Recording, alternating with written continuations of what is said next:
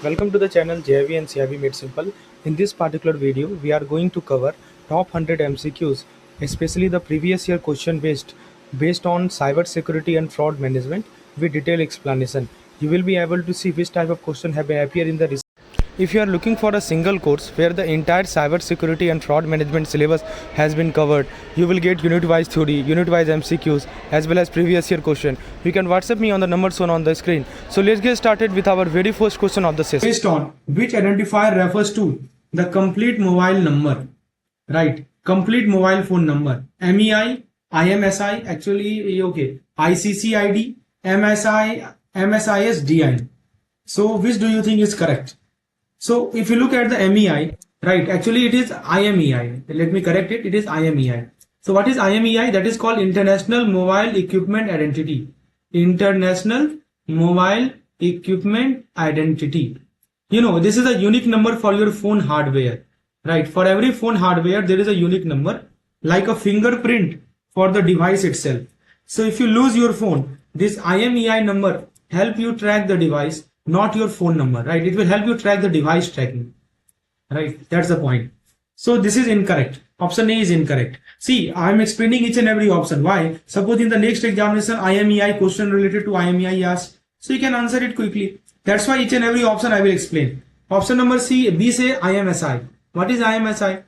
It stands for International Mobile Subscription Identity. Mobile Subscription Identity. So this is linked to your SIM card and identify you as a subscriber in the network. You know, IMSI is linked to your SIM card and this identify you as a subscriber in the network. You can think of IMSI as your membership ID in the mobile network club. So it is not your phone number. Again, it is wrong. Option C, ICCID. This is the integrated circuit card identifier. Basically the unique number printed on your SIM card. It identifies the SIM hardware. What is identified? It identifies the SIM hardware. So this is not the correct answer. Suppose if you look at your SIM card, you will see a long number, that is your ICCID. Again, not the phone number. What about option D? Yes, this is the correct one. You know that this is the correct answer. MSSIDN stands for, you know, let me write down the full form. Mobile Station International Subscriber Directory Number.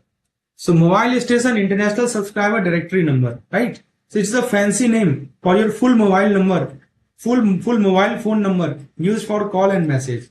The number you give your friend to call you, that is your MSISDN, right?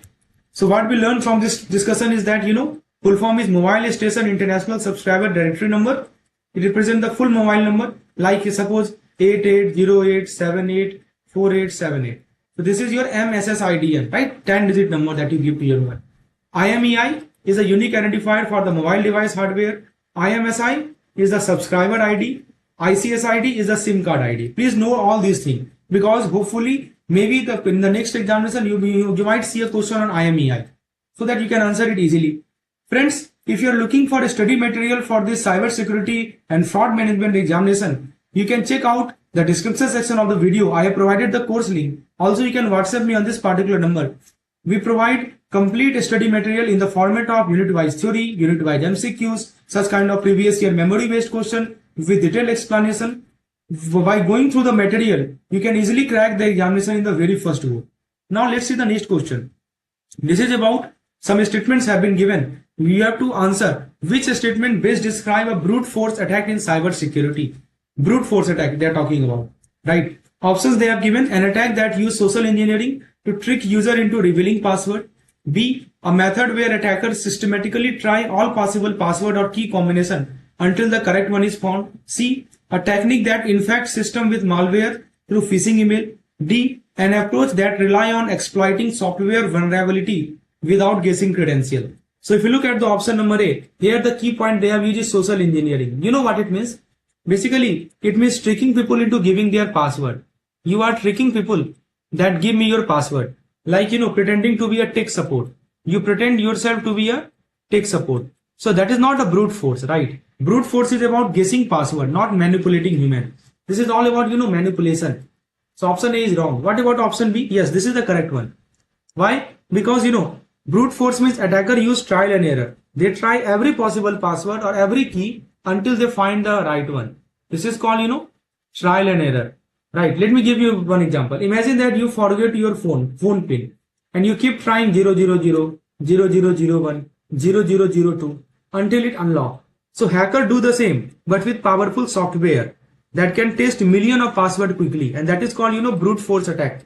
What about option C? It talks about, phishing. This is called, phishing. Phishing means what? Sending fake email with malware link. Suppose you got a mail, right? And there is a link, which is a fake link, right? And this link contains malware. So that is a different attack method. This is incorrect. What about D? An approach that rely on exploiting software vulnerability. See, this says exploiting software bugs without guessing password. So that is called, that is called vulnerability exploitation, not the brute force. This is wrong. So what is the correct one? Correct one is option number B, right? So just remember this keyword. Brute force means what? Trial and error password guessing, right? It rely on trial and error. It rely on trial and error password guessing. And when we talk about social engineering, just now I told you, social engineering is what? Manipulation, human manipulation. So sometimes question may be asked, what is social engineering? So this means tricking the people. Then phishing, just I told you, malware via fake email, and exploiting bug is not the brute force. So think of the brute force like, keep trying until you fall freaker. Option A hacker who specializes in breaking into banking system. Option B, a person who hack telephone system, usually to make free call. Option C, a person who combine phone phreaking with computer hacking. Option D, a hacker who focuses on wireless network encryption. So what do you think? That's the question regarding phreaker. So option A, this says that hacker who break into banking system. That is not phreaker. That is more like a financial hacking or cyber criminal. So option A is wrong. What about B? So B is the correct one. Yes, this is the correct answer. Why? Because a phreaker is someone who hack telephone system, mainly to make free call or bypassing billing. Basically what he does, they basically hack the telephone system. Phreaker is someone who hack the telephone system. Why they hack the telephone system? To make free calls or to bypass the billing. Let me give you one example. For example, back in the old day, people use a special tone or a special device. What they use? People use a special tone or a special device to trick phone system, right? And avoid paying for call. To trick phone system and avoid paying for call. So that is the classic phreaking. What about option C? Option C describes, it describes fracker. See, fracker is different. Someone who mixes phone phreaking with computer hacking. It is similar but not the same term, so it is incorrect. What about D? A hacker who focus on wireless network encryption. So this talks about the wireless network encryption. That is more like a Wi-Fi hacker, right? This is more like a Wi-Fi hacker, not a phreaker. So this is also wrong. What's the correct one? Correct one is option number B. Basically, a phreaker hack telephone system usually to make free call. That is called phreaker. So you can think of it, just way to remember it. Let me give you a simple way to remember. You can think of this, phreaker like, phone phreak. Phone phreak. Someone who play trick on phone system. That's called phreaker. And another word is fracker. Fracker. Who is fracker? Fracker is you combine phone hacking. You combine phone hacking with computer hacking. Two phone and computer hacking both combined, that's called fracker. And here is phreaker. Phreaker means phone phreaking. Just wait to remember it. Now the question is, what does the term phishing refers to in cyber security? Very good question. Option A, sending fraudulent email to steal sensitive information. Option B, using fake website to capture login credential. Option C, attempting to obtain personal information through a phone call. Option D, infecting device with malware via SMS link. Now let's look at option number A. See, sending fraudulent email, just now I had discussed, that's called phishing. In the previous example we have discussed, you are sending fake email to trick you into giving password or clicking harmful link. That is not phishing, right? So that's wrong. Option B, basically using fake website to capture login credential. So that refers to fake website that look real to steal your login credential. Again, that is a different attack. That's called, spoofing. That is called website spoofing. Please know this term. They are super important. Spoofing means using fake website. What about option C? Option C is the correct answer. See, we are not only discussing the question and answer. We are discussing each and every option. And at the end of every question, I provide you a trick to remember the thing. So I request you to please watch the complete video. Obviously, it will help you retain the concept for a longer period. What about option C? Yes, this is the correct one. Why? Because phishing stands for voice phishing. Two words are there, voice plus phishing. That is called phishing, right? Basically, it is when a scammer call you pretending to be from your bank or a trusted company and asks for a sensitive detail like your customer ID, ATM pin, OTP, CVV, card expiry date. So you get a call saying that your account will be blocked unless you share your OTP. That is called phishing. Voice plus phishing is equal to phishing. What about D? D says, this is an infecting device with malware. This is called smishing. Smishing means, phishing through SMS. So whenever you are, phishing have different type. Smishing type of phishing type of phishing. Phishing means V for voice. Smishing means S for SMS, right? So remember the keywords. Let me highlight. So remember, phishing means voice phishing. Just let me highlight it. This is called voice phishing. Phishing via email, right? Phishing via email, that's fake email. Then smishing. Smishing means SMS phishing. And I hope it is clear. So remember the V word in the V stand for voice. That's it. That's why you can remember. Now, question is, what does cyber extortion typically involve? Option A, hacker offering free security service to the organization, threatening or launching repeated attack like denial of service to demand money, encrypting file for backup purposes without consent, sending stolen data on the dark web without contacting the victim. So what do you think? What is cyber extortion? So option A says that, hacker offer free security service. It sounds nice, but that is not cyber extortion. Hacker don't help for free, right? They demand money. Option A is wrong. Option B is the correct answer. Correct. Cyber extortion means, hacker threatens or carry out attack like, denial of service, DOS. And what hacker do, hacker demand what? Money to stop it. Imagine your company's website is under attack and hackers say, pay us or we will keep shutting you down. That's called cyber extortion, right? Pay us or we will keep shutting you down. Option B is correct one. What about C? C talks about, encrypting file for backup process without consent. So backup are normal, but doing that without permission is not extortion. Backup is normal, but if you are doing it without permission, that's not extortion. That is more like, ransomware. This is more like, ransomware, right? If they demand payment later. So this is incorrect. What about D? Selling stolen data on the dark web without contacting the victim. This says, selling stolen data. That is a crime, but is not extortion. Because extortion, so cyber extortion means two things. First of all, threat plus ransom demand. It is a combination of two things. Threat plus ransom, right? Common method is through, denial of service attack or ransomware. Ransomware is another way of, this cyber extortion. So extortion, you can think of extra money through threat. That is what extortion is all about. Now, what is the next question? What is the main advantage of 2D barcode as compared to traditional 1D barcode? So this question revolves around 2D barcode. Options they have given. It uses only vertical line for encoding data. B, it stores significantly more information by encoding data. It cannot include error correction feature. It requires a large physical space for the same amount of data. So option A says, this says 2D barcode use only vertical line. Actually, that is what 1D barcode do. This black stripe you see on the product, 2D barcode use both the directions. So this is wrong. What about B? This is the correct answer. 2D barcode, what it do, it's just like a QR code, right? They store data horizontally and they store data vertically. That means they can hold thousands of characters, not just a few digits. Like a QR code can store a full website link, while a 1D barcode can only store a product number. What about C? This says 2D barcode cannot include error correction. That is incorrect. Because they actually have a strong error correction. 2D barcode has actually a strong error correction. If any part of the QR code is damaged, it can still be scanned. What about D? This says 2D barcode need more space. Actually, they need less space for the same amount of data because they pack information in 2 dimensions. So this is wrong. Actually, 2D barcode need less space for the same amount of data. Why? Because they pack data in the 2 dimensions. So what is the correct answer? Correct answer is option number B. It stores significantly more information by encoding data both horizontally and vertically. So just remember, whenever you talk about 1D barcode, that is only vertical line. 1D barcode is vertical line, limited data. We talk about 2D barcode, that is horizontal, plus vertical line. It stored thousands of characters. That's the difference, right? So 2D means two direction, horizontal and vertical mode for including the mode data. Some example they have given like QR code, data matrix, PDF 417, right? That is the example. Now the question is, what statement best describe insider threat in cybersecurity?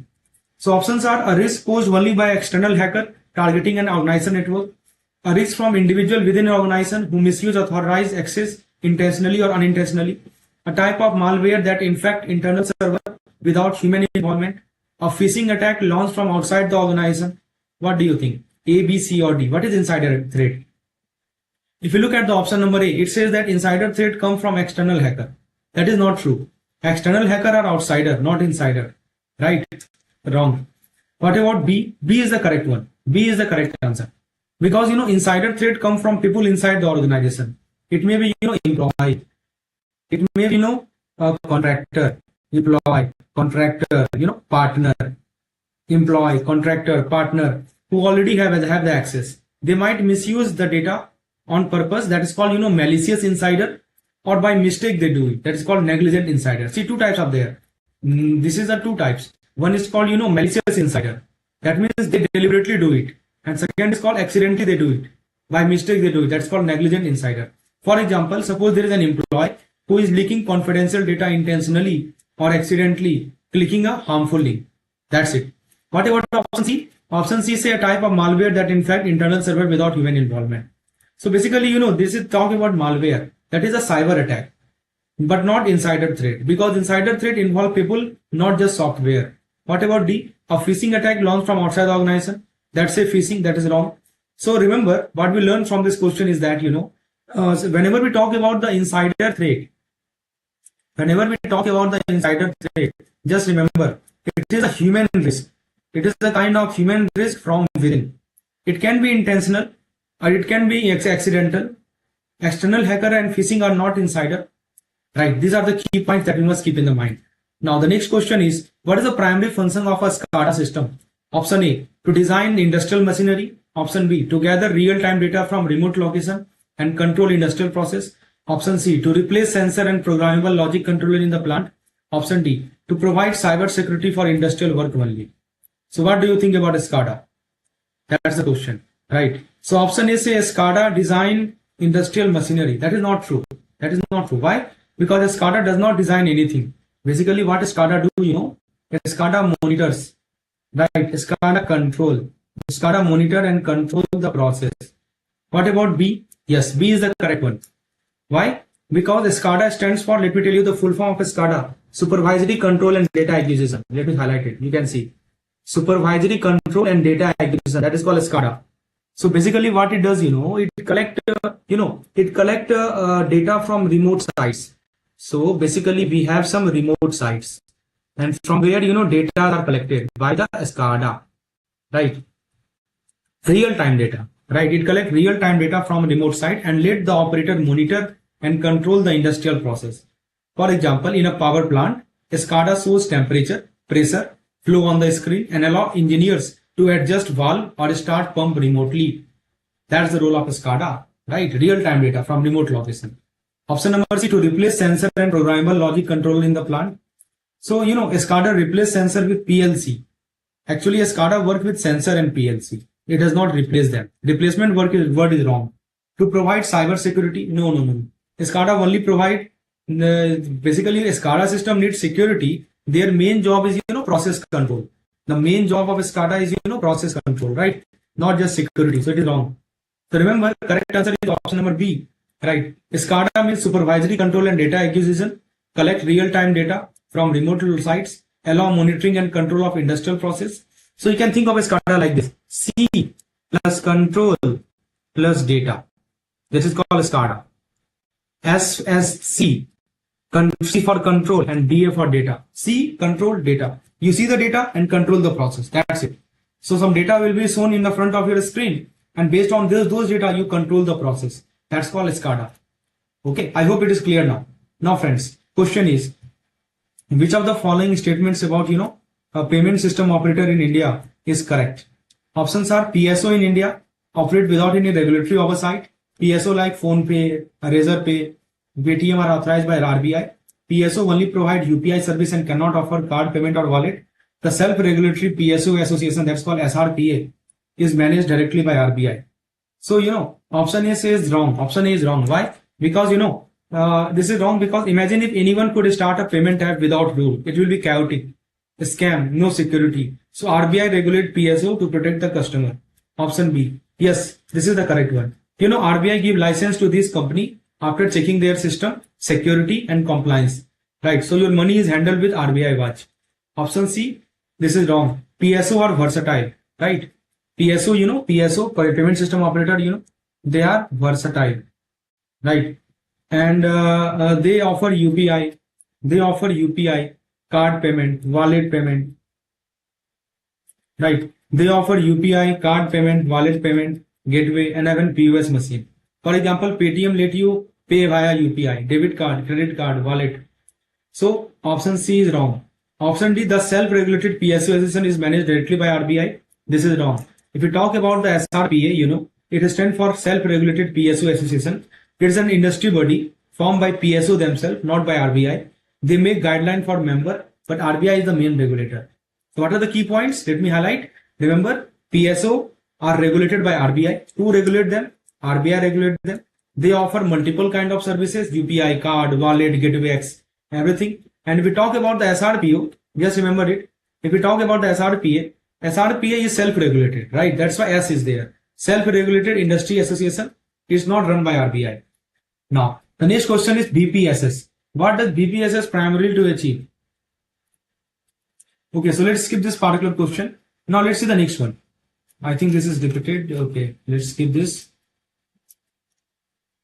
Okay, what is the main purpose of rootkit in the computer system? They are talking about the rootkit, right? What option they have given? So ever heard of the rootkit? To improve system performance by optimizing process, to provide attacker with privileged access while hiding their presence, to block malware from entering the system, to encrypt user data for secure storage. What is a rootkit? Let me talk about it. So whenever we talk about rootkit, it is a kind of burglar.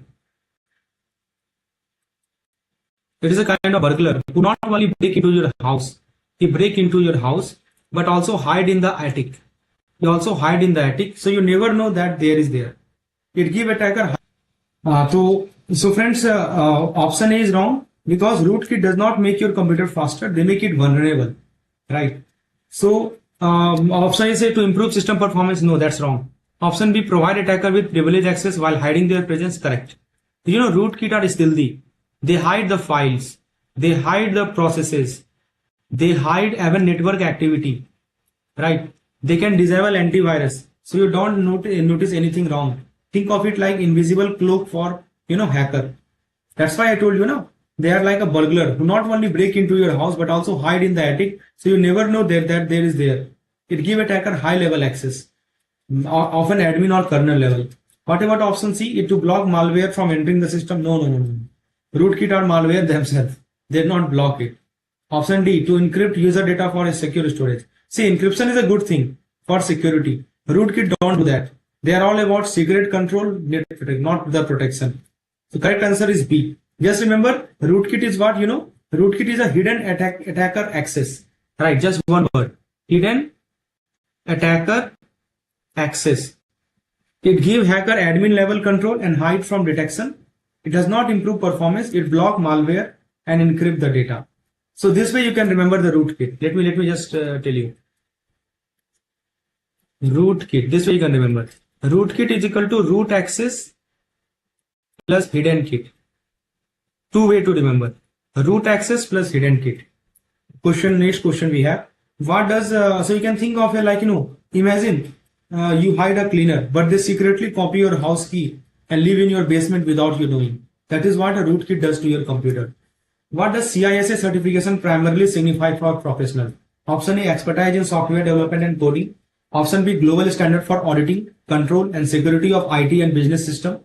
Option C, specialization in cloud hosting and infrastructure. Option of infrastructure management. Option D, certification for ethical hacking and penetration testing. Very good question it is. It's talking about CISA, right? So what do you think? Let's look at the, first of all, the full form of CISA. It stands for Certified Information System Auditor. right? Let me write it down. Certified Information System Auditor.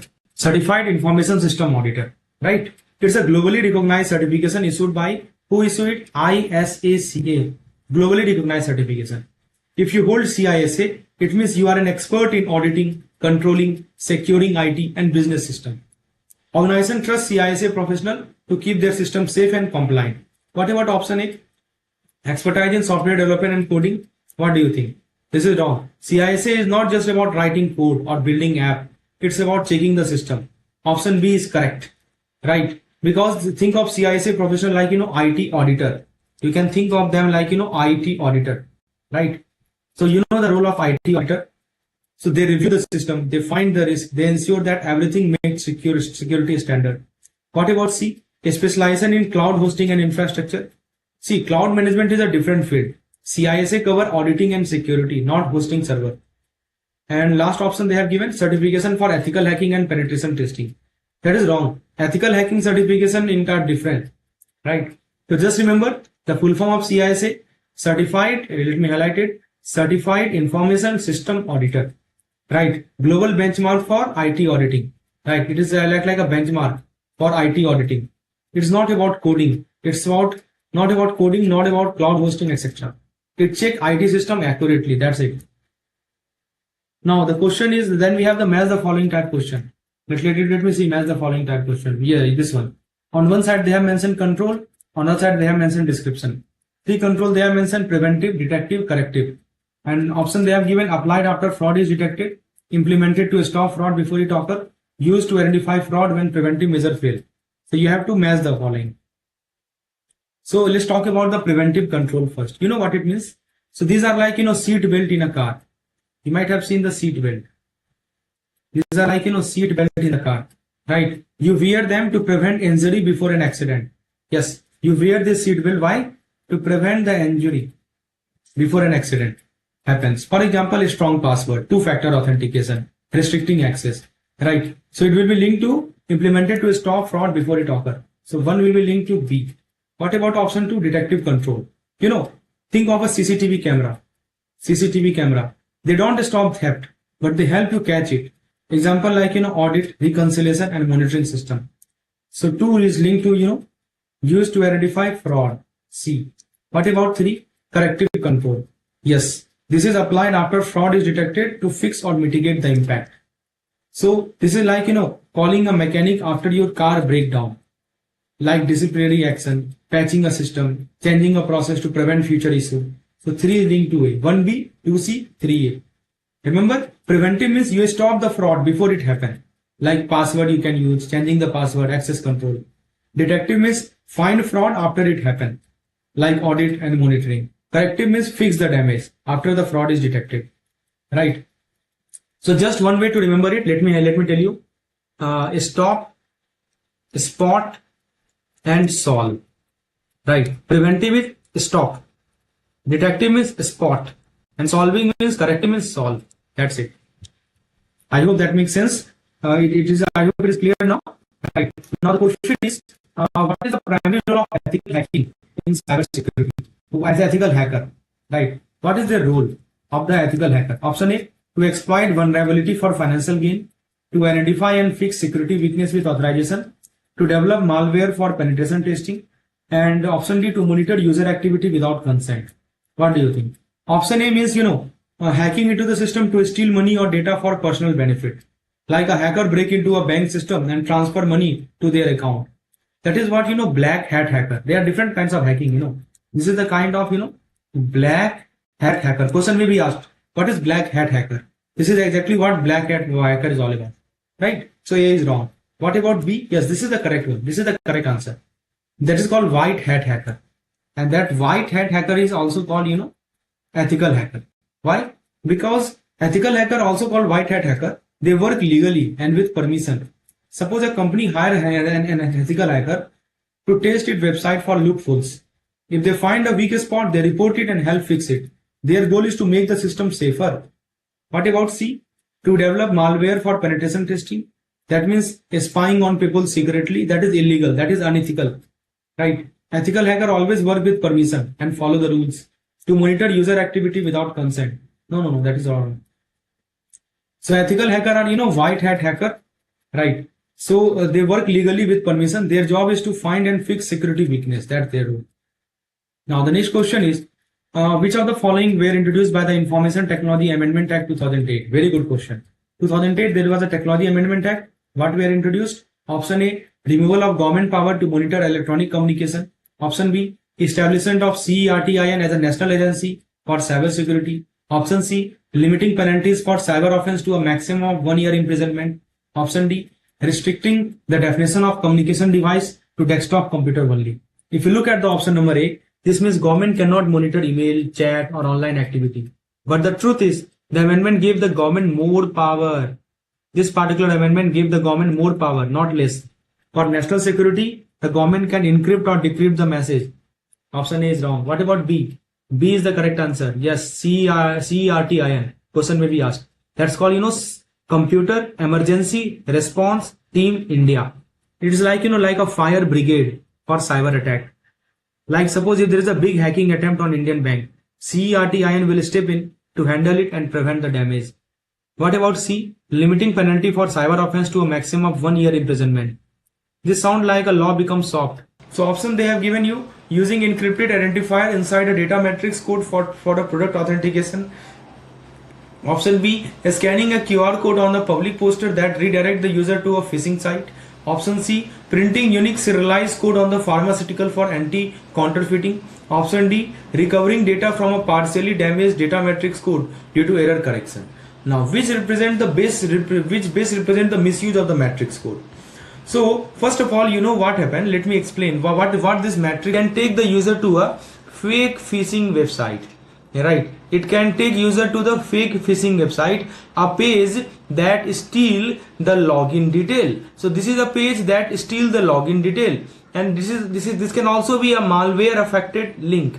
Right? It can also be a malware affected link or a credential harvesting form. So in short, we can say the user think that they are scanning something harmless, but the attacker secretly redirect them into a cyber trap. Now let's look at the option. First of all, option number A, using encrypted identifier inside a data matrix code for a product authentication. So here the keyword they have mentioned is, encrypted identifier. What do you think about it? So actually, this encrypted identifier is a legitimate security practice. Yes, it is a legitimate security practice.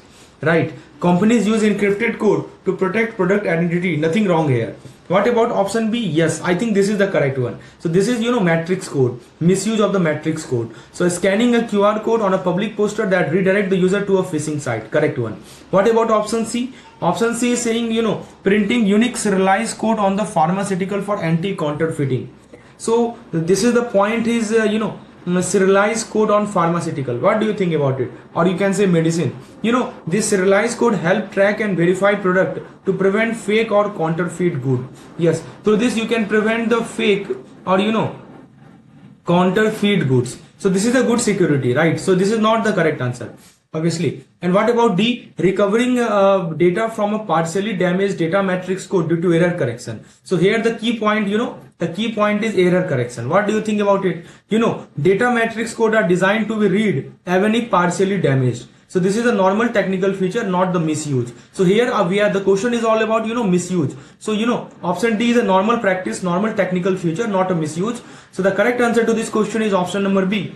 So remember, this is a way, let me tell you a way to remember it. Suppose a QR code takes you to a known source. Suppose you scan a QR code and you are redirected to a known source, right? So what does it mean? It means, that is quite safe. And suppose the QR code takes you to unknown source.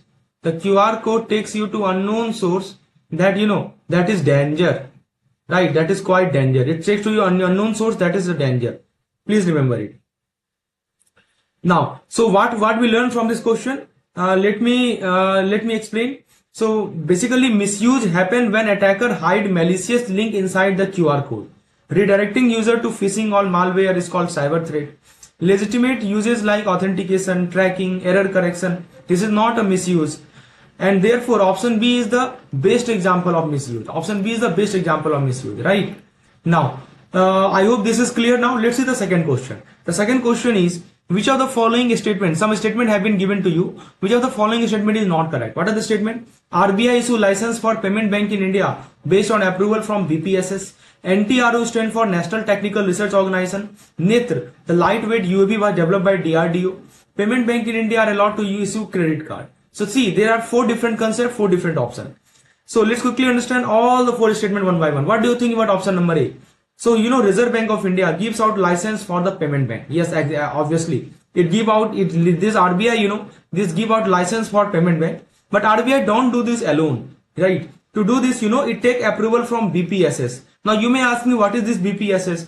So BPSS is Board for Regulation and Supervision. Board for Regulation and Supervision of Payment and Settlement System. Let me write it on here. So whenever I say BPSS, remember the full form. This is the board. Board for what? Board for Regulation. Board for Regulation and Supervision. And Board for Regulation and Supervision of Payment and Settlement System. That's called BPSS. Right? So yes, option number A I think is correct. What about option B? It says NTRO stand for National Technical Research Organization. What do you think? Yes, obviously this is the India's technical intelligence. Yes, option B is also correct. What about C? It says NITR was developed by DRDO. Yes, this is the lightweight ultra. What is UAV? UAV full form is unmanned aerial vehicle. This is called unmanned aerial vehicle, and this was developed combinedly by DRDO plus Idea Force. Please note it down. It was combinedly developed by DRDO plus Idea Force together, and it is used for surveillance and disaster response. What about option D? Payment bank in India allowed to issue credit card? No, that's wrong. Because payment bank cannot issue credit card. Because why? So what they can do? Yes, they can accept the deposit. What they can do? They can accept the deposit. Or what they can do? They can provide remittance and payment facility. They can issue the debit card. Right, they can offer UPI, they can offer online banking. These are the things that payment bank can do, but they are strictly not allowed to credit card, to issue the credit card. So correct answer is option number D, because the question is not correct, right? Not correct. So option number D is the correct one. So remember, payment bank can pay, but they can't loan or they can't credit. So what we learned from this discussion is that BPSS approved payment bank license, correct. NTRO full form, that is National Technical Research Organization, correct. NITR UAV by DRDO plus Idea Forge, correct. Payment bank cannot issue credit card, correct. Friends, if you are looking for such kind of previous year memory based question in the form of PDF for this entire year, starting from February 2025 till now, it has been 6 to 7 examination. So what I have done, I have created a folder, I have created a course. The course name is Cyber Security and Fraud Management course. You can WhatsApp me on this particular number, and in that course you will get unit wise theory, unit wise MCQs as per the syllabus prescribed by the IIBF. Along with that, in addition to that, you get such kind of memory based question. There are separate 6 to 7 PDF files which you can download and you can take print, and if you go through those questions, obviously each PDF consists of 30 to 40 questions. So almost you can see there are next question आप देख सकते हैं. You can see the next question on your screen. Which option best shows the evidence of actual data theft and not just a security anomaly? So option they have given that old order privilege login with a spike in access log but no proof of leaked customer record externally. Option B, large outbound transfer plus leaked customer PII found on the public external site. Option C, temporary antivirus disablement during update with registry edit noted but no external data exposure. Option D, monthly end traffic surge and admin tool alert noted, internal review so no data appearing outside. So the first thing is you should know what is the meaning of this term, so-called, evidence of actual data theft, and then only you can answer it. Let me explain. So let me explain the layman term so that you can understand it very easily. So whenever we say that, whenever we talked about the actual data theft, right, here the keyword is, actual data theft. So whenever we talk about the actual data theft, two things must be present. First thing is that, data must leave the organization. Data must leave the organization. This is the first thing. And second thing is that you have to prove that. You should have proof. Prove that data is now outside. Yes, you have to prove that data is now outside. These two things are super important.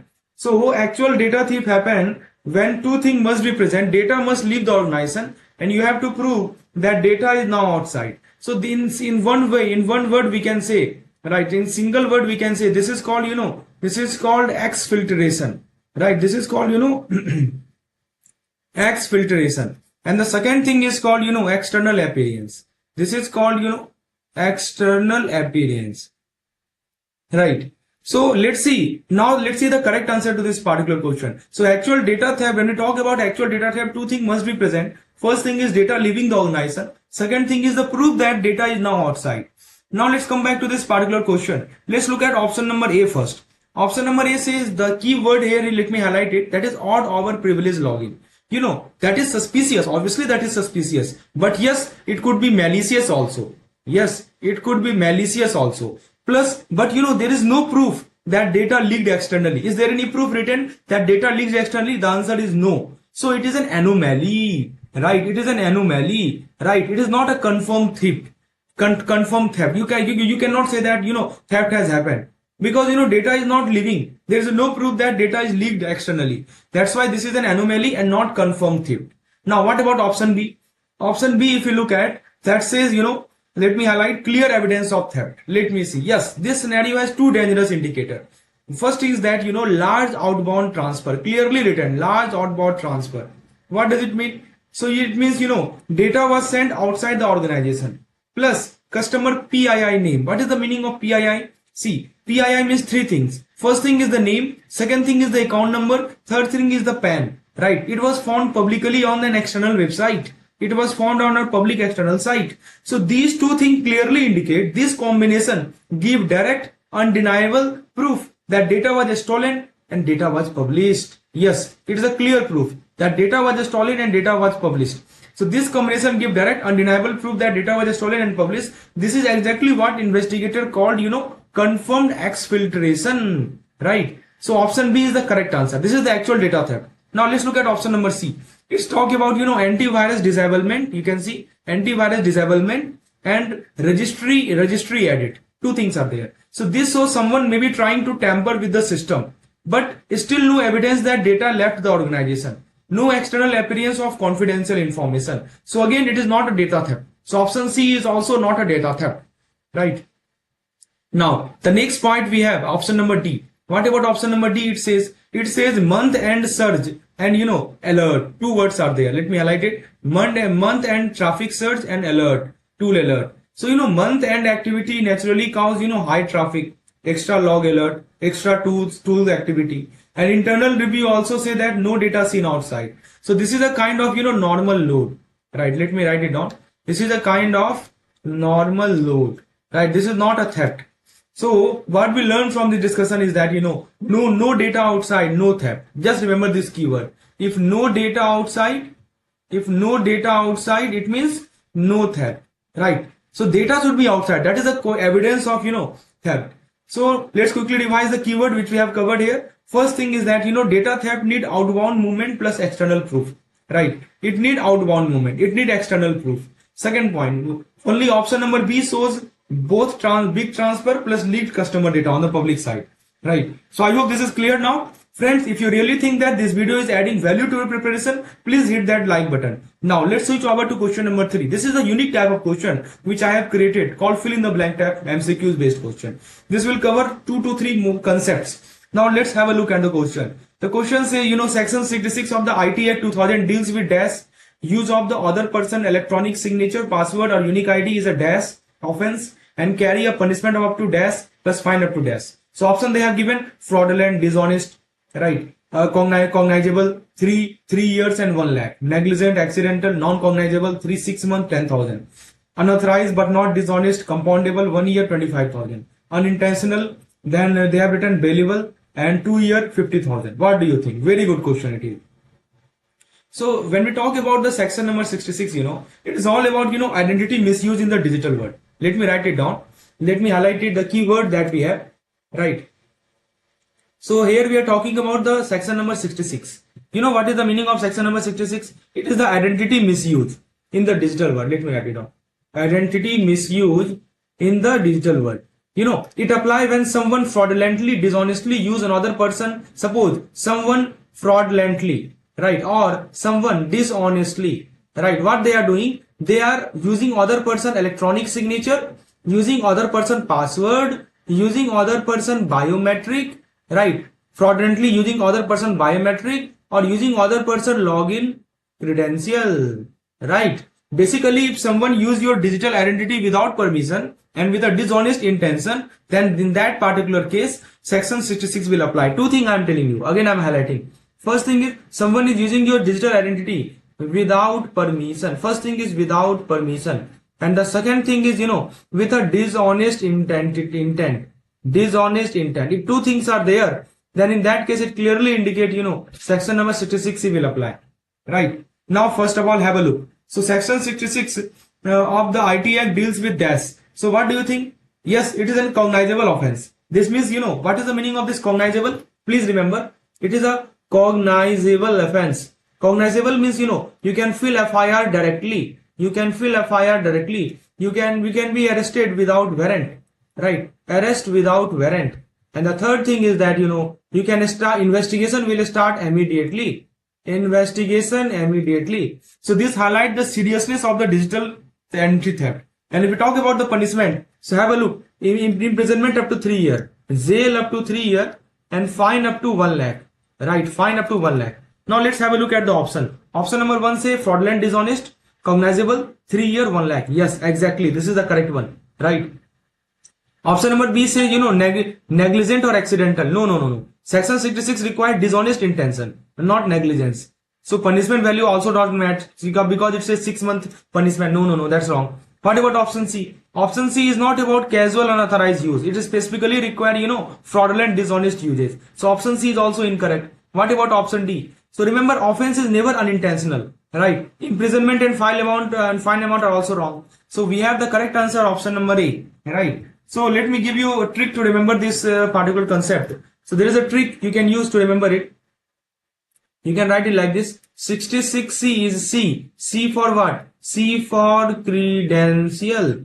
C for credential. So if someone steal or misuse your credential, 66C will hit directly, right? Or even simpler, you can remember it like this. If you have dishonest ID use, so then 3 year plus 1 lakh fine. 3 year jail, 1 lakh fine, right? So let's quickly recap the key point which we have covered here. So we have talked about section 66, which is a misuse of someone else's digital identity. It need fraudulent and dishonest intention. It is a cognizable offense. Punishment is up to 3 year jail and 1 lakh fine. Please remember these keywords. These are super important. Now friends, let's switch our focus to the next question that we have. The next question that we have is again 66F, right? So section number 66F of the IT Act. Let's have a look. So it punishes dash act through computer resource, including denial of access or penetration into dash system, and cover theft of restricted state security data to harm dash. This offense is dash and carry imprisonment for life plus fine.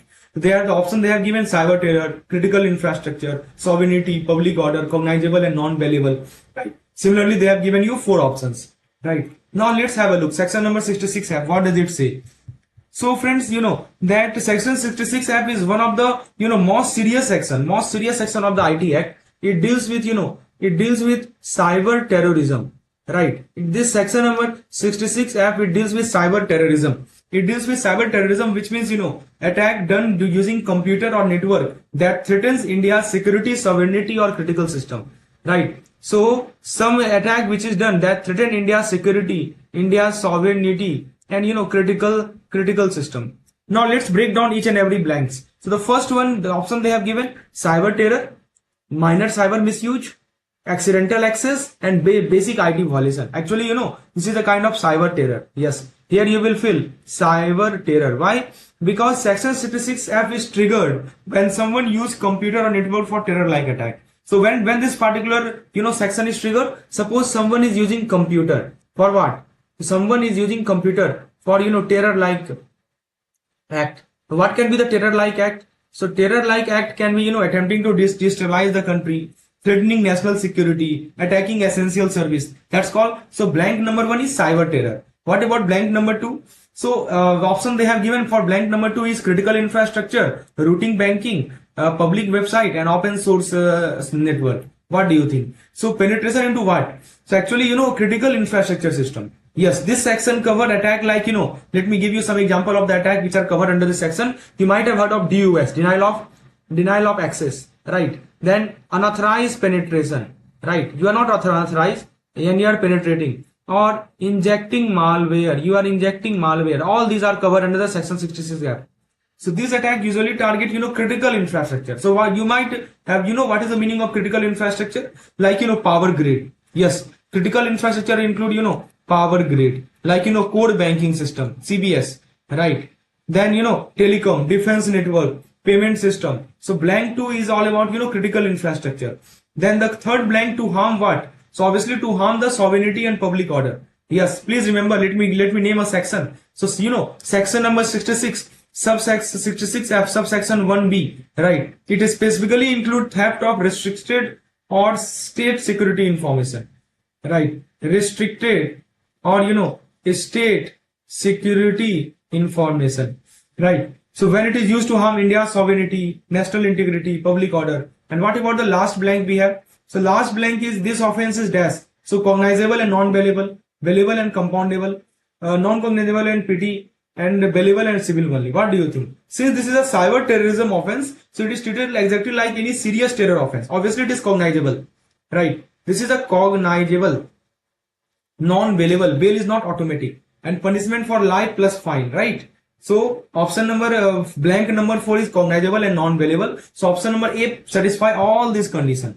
right? So this way you can remember it. So now let me quickly summarize the key point which we have learned. So this way you can remember F for you can remember freedom attack, right? Freedom attack. So if a cyber act threaten the freedom, sovereignty or security of the country, it goes straight under 66F. This way you can remember, right? Critical infrastructure plus cyber terror is life imprisonment. So just now we talked about section 66F. This deal with the cyber terrorism. It target the critical infrastructure and it harm the sovereignty or the public order. Offense is cognizable and non-bailable. Punishment is life imprisonment and fine. So the correct answer to this question is obviously option number A. Now friends, have a look at the next one. So the next question is, which of the following about the Lebanese loop attack at ATM is not correct? You have to print out, there are 4 options they have given, which is not correct regarding, Lebanese loop attack at ATM. Option A thin strip is inserted in the card slot to allow reading but blocking ejection, enabling post-pin card trapping. Option B, pin are commonly captured via hidden camera, fake keypad or shoulder surfing during victim transaction. Option C, visual sign include loose or misaligned slot, plastic flap, fake stickers with a helpline number.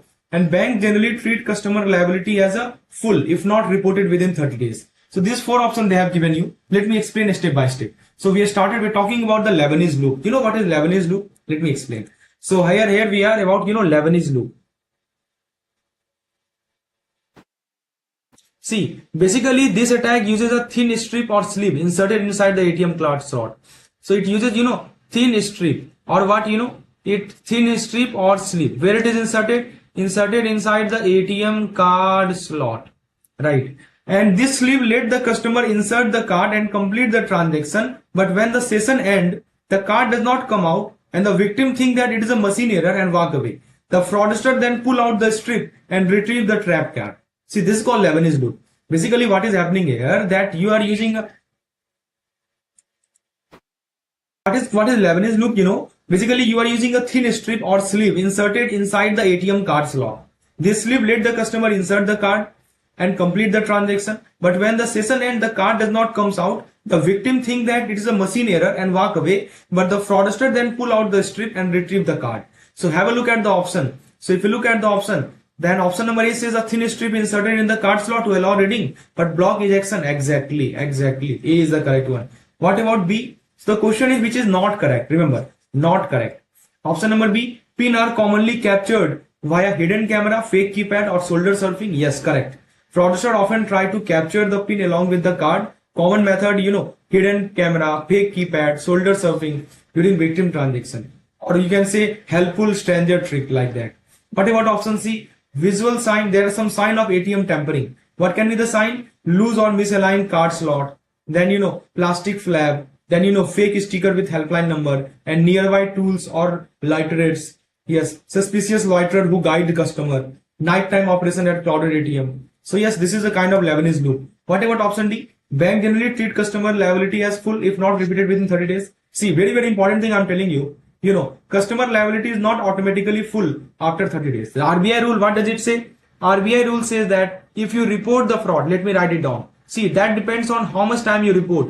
If you report the fraud within 3 days, then zero liability, and if you report it within 4 to 7 days, then we have, limited liability. That's the point. And beyond that, liability depends on bank investigation. It is not automatically full. Bank never take the full liability, right? If you reported the fraud within 3 days, then no liability, right? And limited liability if they reported within 4 to 7 days. Beyond that, liability on bank investigation not automatically full. So he said that, the customer liability as a full. No, that's wrong, right? So STR filing also is not optional. It is optional. No. In ATM card trapping fraud involving misuse of credential, unauthorized withdrawal, financial loss, bank must send an STR. You know what is STR? STR is suspicious transaction record. To whom? To whom bank has to send? Bank has to send to FIUIND. Within how many days? Within 7 days. See, this is the peculiarity of this session. I'm not just telling you the correct answer. I'm explaining each and every relevant concept related to that particular question. Right? So what we learned from this question is that, let me give you a trick to remember it. So you can remember, so we are talking about the, loop. Yes, we have talked about the Lebanese loop. So one way you can remember it like this. So you can remember the loop is, trap the card. The loop is, trap the card, right? And pin will capture. Loop means trap the card, pin will capture, and bank liability is decided by the RBI rule. There is nothing like, there is nothing like 30 days rule. So if D say 30 days, it is always wrong, right? There is nothing 30 days like it. Please remember it. So let me quickly summarize the key point which we have learned from this question. That Lebanese loop is just like a card trapping device in the ATM slot. Pin stolen via camera, fake keypad, shoulder surfing, visible tampering sign, and bank do not impose automatically full liability. Friends, if you want such kind of explanation for the complete PDF, for the complete 50 to 60 question, you can enroll in our course. The course name is Prevention of Cybercrime, because in this video we are not covering all the question. We are covering a selected few question, right? With high probability of asking examination. And if you want to cover all the topics in this kind of manner, you can enroll in our course. This is provided in the description section. Now friends, have a look at the next question. The next question is regarding the IT Amendment Act. So the question says that, which of the following statement is about the IT Amendment Act 2008 aligning with the IT Act with other Indian law is not correct. Again, I am highlighting this word not correct. Remember it. Most of the time we often ignore it. But remember, the question is all about, not correct. Okay, have a look at the option. Option A, the Indian Evidence Act was updated to treat electronic record as document and admit them in court through section number 65B certificate. Option B says that the RBI Act was amended to empower RBI to regulate electronic fund transfer like RTGS, NEFT, IMPS under section 58 subsection 2P. Option C says the Bankers Book Evidence Act was amended to exclude electronic record such as CBS log and SWIFT message from the definition of book to prevent misuse. Option D say the IPC was updated to include digital forgery provision complementing IT Act section 66C, 66D for cyber fraud case. Now have a look. So these are the 4 options. Let me just zoom out a little bit so that you can see all the 4 options in a single page. Now I think it is visible. Now friends, let me explain a little bit about this IT Amendment Act. When it comes, this IT Amendment Act, it came in the year 2008. And it did not just modify the IT Act, it aligned several other Indian law. What it does, it aligns several other Indian law with what? With the digital era, right? So let's look at the option. Option number A, if you look at, it says, the Indian Evidence Act was updated to treat electronic record as document. See, the Indian Evidence Act was amended to legally recognize electronic record. Exactly, correct, right? This is where, section number 65B certificate comes into play. It ensures that ATM logs, right, CBS core banking system, then CCTV footage, then email, server logs, USB data, all are admissible in the court. If you accompany it by 65B certificate, they are admissible in the court. That is what Indian Evidence Act updation was done in the Indian Evidence Act. Correct. This is the perfectly correct answer.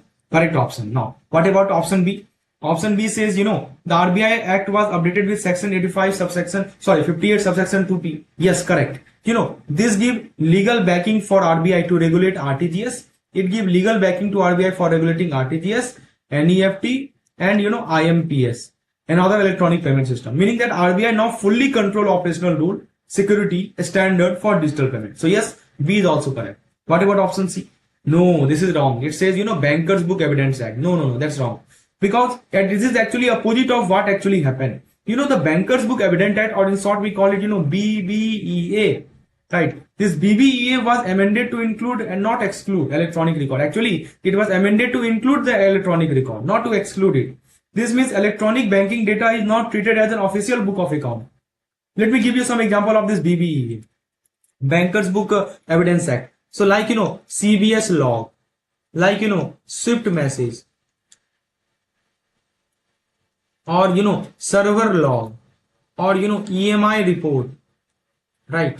Digital ledger. So saying electronic record were excluded is completely wrong. You cannot say that electronic record is excluded, right? This is wrong. What about option D? The IPC was updated. Yes, it was updated, right? To include digital era crime like, digital forgery, and electronic falsification, cyber fraud element, and there are some section like 463, section number 468, right, which complement IT Act section number 66C, which we have already discussed, right, which is identity misuse, and section 66D, which is cheating by impersonation. For example, in the case of Lebanese loop fraud, the fraudster may be charged with IPC 420, IPC 468, IT Act 66C. He may be charged with all these things, right? So yes, D is the correct one. So what we learned from this discussion is that, let me give you a simple memory trick to remember it. So just remember this word BBEA, right? BBEA, right? So this is called, banking evidence. So it always includes the electronic record. And if an option say BBEA exclude electronic record, it's quite wrong. Right. So let me summarize the key learning from this question, that Indian Evidence Act now accept electronic record with 65B certificate. RBI Act was amended to regulate RTGS, NEFT, IMPS, and BBEA include electronic banking data. It does not exclude it. And IPC updated to include digital forgery and cyber fraud. Please remember this point. Very, very important. Friends, next question we have on the screen, that it is all about which of the following statement about CDAC BOSS, Bharat Operating System Solution, is most accurate, right? So this is a question. BOSS. Option A, it is a proprietary window based OS primarily meant for general retail user and lack forensic or SIEM capability. B says, BOSS Enterprise should focus only on antivirus update and does not support user or access tracking or policy enforcement. Option C says, that BOSS provide fraud prevention tool such as cyber forensic lab or the threat analysis engine and SIEM log analytics suited for RBI mandated cyber norm. And D say BOSS cannot be used for Aadhaar or PAN integration and is not accepted for audit under the CERT-IN implementation framework. So which option do you think is correct? Let's start with it. So first of all, Bharat Operating System Solution in the context of banking and cyber security. So, BOSS is not just a normal operating system. Actually, let me talk about the BOSS. Basically, it comes with built-in cyber security tool. There are, cyber security tool inside it, which are designed specifically for, banks and government bodies, right? So it includes cyber forensic tools. There are some cyber forensic tools inside it, right? Means that tools that help in investigating the cyber crime, recovering the deleted file. It includes some threat analysis engines. Some threat analysis engines are also there inside the BOSS, which means these analyze malware, suspicious URL and harmful file. Some SIEM tools are there, which like you might have heard the name of CDAC SIEM. So SIEM means collecting log from different systems, analyzing them and detecting fraud or cyber attack. And it also supports the RBI. It also supports the RBI cyber norms. EWS, early warning system, and can be used in audit under the CERT-IN framework. Now let's look at the options that we have. So if you look at the option number A, actually it is Linux based, right? It is a Linux based and it is an open source operating system. It does not have forensic and SIEM capability, right? So that is wrong. Option number B says that BOSS Enterprise should focus only on antivirus update and does not support user asset tracking or policy enforcement. Again, this is wrong. It says that it only focus on antivirus update. But if you talk about the BOSS Enterprise, so it actually support the asset, it actually support the user tracking. Yes, it support it. Second thing is that it also support the policy enforcement, correct? And third thing is that it also support the LAN and WAN monitoring, right? Fourth thing is that it also support the endpoint management. So it is much more advanced, right? And what about option number D? It says, so option number C, what do you think about it? Yes, it supports all these things, right? So option number B is wrong. I just told you. What about C? C, you will look at the letter C. If you look at the C, yes, C is the correct one because it says that it provides fraud prevention tools such as cyber forensic lab, threat analysis engine, SIEM log analytics. Exactly. This is the point, right?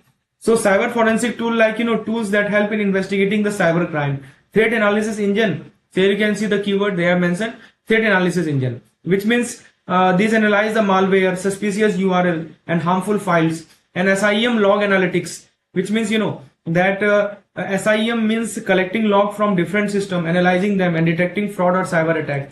So yes, option number C is the perfect one. What about D? So D, if you look at, it is wrong because it says that BOSS cannot be used for Aadhaar or PAN integration. Actually, actually CDAC is a CERTIN impaneled and BOSS supports secure integration. Remember, if you talk about the CDAC, so this is a, CERT. Right, this is CERTIN impaneled, right? This is CERTIT impaneled, and BOSS supports secure integration used in many government systems. So let me tell you a memory trick to remember this key point. You can remember the BOSS as like bank owned secure system, right? So just remember it like this: bank owned secure system, that is BOSS. Actually, this is not the full form. This is just what I made to for easily memorizing it. Just remember this line. It reminds you that BOSS has forensic tool, threat analysis engine, SIEM, all needed for banking cyber security. It has bank as own secure system, right? Bank's own secure system. That's why the correct answer to this question is option number C, right? So please remember what we learned from the discussion is that BOSS is a GNU and Linux based. This is not a window based. And it includes three things. It includes SIEM, forensic capability, right? And then we learned that it supports RBI cyber norm and it also supports the CERTIN audits. Enterprise should include asset tracking, policies and network management, etc. Now friends, have a look at this fill in the blank type question, which is regarding the BPSS. Last time it was asked, right? So the question is BPSS constituted under DAS was RBI apex body for regulating payment system until its replacement by the DAS in the September 2025, which now provide a stronger independence and direct reporting to the RBI board. Its mandate include fraud prevention, cyber risk monitoring, compliance with DAS reporting norm for payment system incident. So here we're talking about the BPSS. You know what is the full form of BPSS? This is the Board for Regulation and Supervision of Payment System, right? I think already I've told you. B for board, right? Board for PSS means what? Regulation and supervision of the payment and settlement system, right? This was created under the PSS Act 2007. It was created under the PSS Act 2007, and this section gave RBI the authority to regulate payment system in India. So options they have given: PSS Act, IT Act, RBI Act. Obviously it is PSS Act, section number 3. And from September 2025, there is just an amendment. Please remember it. In September 2025, right, BPSS was replaced by what? This was replaced by payment. Please note it down. This has been happened recently. Payment Regulatory Board, right? This is no longer BPSS. Now it is Payment Regulatory Board. Why? Why this was replaced by Payment Regulatory Board? What is the role of this? Basically, to give more independence and direct reporting to the RBI board. So the new apex regulator inside the RBI is PRB. No longer BPSS, it is PRB, Payment Regulatory Board. What about blank 3? It says that, its mandate include fraud prevention, cyber risk monitoring, compliance with DAS reporting norm. Actually, this is as per the National Cyber Security norms. all the payment systems cyber incident must be reported to CERTIN within 6 hours. Right, within 6 hours. And RBI also follow this requirement. So with 6 hour reporting norm for payment system. Option number 3 is 6 hours. Right. So what we learn from the first question, which of the following statement best differentiate between durability and consistency in the context of software or system design, right? So let's go through each and every option. Option number A says that durability ensures that a system remain operational even when faced with a high traffic, while consistency guarantees that data remain accurate and synchronized across multiple nodes or system. So it sounds logical, but it is not correct. Why it is incorrect? Because let me give you the reason. This is incorrect because durability is about ensuring its data is permanently saved. So let me write down the key point, that it is about ensuring that data is permanently saved, right? So even if system crashes, it is not just about handling high traffic, right? And if we talk about the consistency is about data being the same across all user at the same time. Let me give you an example. Imagine you book a train ticket online and the website crashes. So if your booking is still confirmed after the crash, that is durability. And suppose if two people checking the same ticket availability see the same number of seat left, that is called consistency, right? So durability means your data is permanently saved even if the system crashes. I given you example. Now let's see the option number B. So durability guarantee that once a transaction is committed, it will survive failure, while consistency ensures that all clients see the same view of the data at the same time. Yes, this is correct. Durability guarantees that once a transaction, so this is correct because durability means once the data is saved, it stay even if the system fail. For example, a bank deposit should not disappear if the server crashes, right? That is durability. And if we talk about this so-called consistency, it means what? Everyone see the same data at the same time. If a person buy the latest concert ticket, or others should instantly see sold out, right? So everyone should see the same data. So option number B is correct. Option C says durability focus on preventing unauthorized access to data, while consistency focus on ensuring the system respond quickly to user requests. This is wrong. Option D says durability is primarily concerned with data storage efficiency, while consistency is primarily concerned with data retrieval speed. This is also wrong. So the correct answer to this particular question is what we have, option number B, right? Option number B is the correct answer. Now let's move to the next question. So this is the explanation of this question, right? So now let's see the question number B. Second question, what is the primary role of malicious code writer in the context of cyber security threat, right? So let's answer this question. So friends, we will go through each and every option, explain why it is wrong, why it is right, and why it is wrong, and give real life example to make it super simple. The question is, what is the primary role of malicious code writer in the context of cyber security threat? Option A says to develop and implement security protocol that protect computer system from malware. It sounds good, but this is incorrect. This is incorrect. Why? Because a security expert, if we talk about the security expert or cyber security professional, right? So they protect the system, not a malicious code writer, right? They protect system, not a malicious code writer, right? Also known as a hacker or cyber criminal. Malicious code writer do the opposite.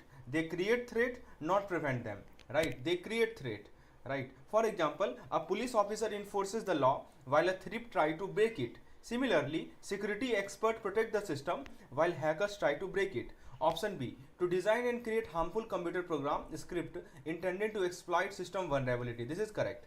You know why it is correct? Because malicious code writer create harmful program. Okay, what is the meaning of this harmful program? It means just like you see virus, they create something like virus, they create something like worms or ransomware, right?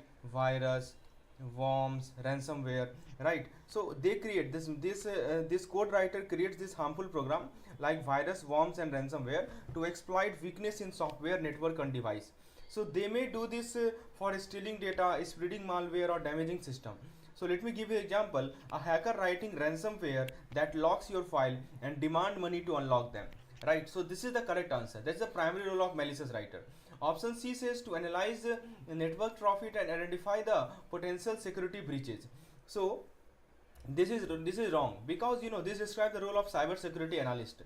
Yes, so this is the role of cyber security analyst, right? Malicious code writer create attack, not prevent them. For example, think of a security guard monitoring CCTV footage versus a thief trying to sneak into. So this is wrong. Option D says to provide technical support to user who have been affected by malware attack. This is wrong because the tech support help to fix issue, but malicious code writer create those issue. In fact, some hacker even pretend to be tech support to trick user. For example, scammers calling people pretending to be from Microsoft support and asking for remote access to their computer. So what we learned from this question, that the malicious code writer create harmful program like virus and ransomware, and their goal is to exploit the system weakness for theft, disruption and control, and they are not cyber security expert. That's why correct answer is option. If you are looking for unit wise theories, MCQs, previous year question PDF, you can look for our certification examination in prevention of cybercrime and fraud management. You can see I have arranged the entire, we have created two separate folder in which there is a folder for theory and MCQ PDF, and there is another folder for previous year question. In theory and MCQ PDF you will see I have arranged it into separate module A, module B, module C, module D, and inside every module we have units. Like for you can see there is separate theory PDF and there is separate MCQs PDF, and each MCQ PDF has almost 50 plus MCQs per unit. So overall there are 20 units, so you will practice 1000 MCQs, and these MCQs are more than sufficient for your examination. So if you want to enroll in it, please install our app JAIIB and CAIIB Made Simple. The link has been provided in the description section, and I will add more and more PYQs in this particular course. It costs only ₹200, as you can see the cost here. So what are you waiting for? Just enroll in the course description section, and most of the candidates who have enrolled in it have passed the examination effortlessly. So I request you to please see the description section for more detail, or you can WhatsApp me on this number. Now let's see the third question. The third question is, what is the primary purpose of a multi-layered security approach in cyber security? Multi-layered security approach, what is the primary purpose of it? So let's answer this question. So option number A says that to simplify the security management process by using a single security measure. This is incorrect. Why incorrect? Because cyber security is not about using just one measure. A single security layer is like locking your front door but leaving the window open. Not safe of all, right? Not safe at all. So multi-layered approach means having multiple security barrier to stop attacker at different point. For example, imagine protecting your house with just a door lock. You are protecting your house with just a door lock. So a thief can break in easily, but if you have a security alarm, CCTV camera, guard dog, it becomes much harder to break in, right? So this is the best example. So the primary purpose of a multi-layered security approach is that the option A is wrong. To simplify the security management process is wrong. Option B says to ensure that if one layer of security is breached, additional layer are in place to protect sensitive data system. Yes, this is correct, because this strategy is called defense in depth. So this strategy is called defense in depth. You must know it, right? So it means multiple security layer protect the system. Even if one layer fail, the other still protect the system. Think of a castle, right? You can think of a castle. It has wall, moats, guards, gates. If a attacker crosses one, the other still stop them. So cyber security work the same way. Option number C says to focus solely on software based security solution, ignoring physical security measure. This is wrong. Why? Because cyber security is not just about software. Physical security is just as important, right? So we should not ignore this physical security measure. So attacker can also steal data physically, like stealing a laptop or hacking into a Wi-Fi network. For example, if a hacker can walk into a data center and steal a hard drive, all your software security measure means nothing. Now option number D said to create a user-friendly interface for managing security protocol. This is also wrong. Why? Because when user-friendly security tools are helpful, they are not the main goal of multi-layered security approach. The goal is protection, not just ease of use. For example, having an easy to use lock is good, but the real point of lock is to stop intruder, not just to be convenient. So what we learned from this question, that this multi-layered security means defense in depth. It protects system using multiple layer of security. Even if one layer is breached, others keep data safe. It includes software like firewall, encryption, and physical measures like biometric lock and CCTV. So cyber security is not just about making things easy, it is about making them secure. I hope this makes sense to you. So what are you waiting for? Do hit the like button if you really think that this explanation is useful for you and you are able to understand each and every fact which I am telling you. Now let's look at the next question. Which of the following best describe the primary purpose of the crypto locker virus? Crypto locker virus का primary purpose क्या होता है? This is the question which has been asked. Option number A says that it replicates. So here the key point is crypto locker virus. Option A say it replicates itself across a network to overwhelm system and cause denial of service, which is called DOS. This is wrong. Basically, this describes a type of attack which we call worm attack, or which we call DDoS attack. The DDoS. You should know each and every option, because each and every option describes you something else. It describes your concept. So this is called worm or DDoS. DDoS means distributed denial of service attack. What is a worm? Worm means a worm is spread across network to overload system, causing slowdown or crashes. And DDoS attack, it flood a website or server with traffic, making it inaccessible. Imagine if a shopping website is hit with so many fake visitors that real customer can't place order. That is called DDoS attack, not crypto locker.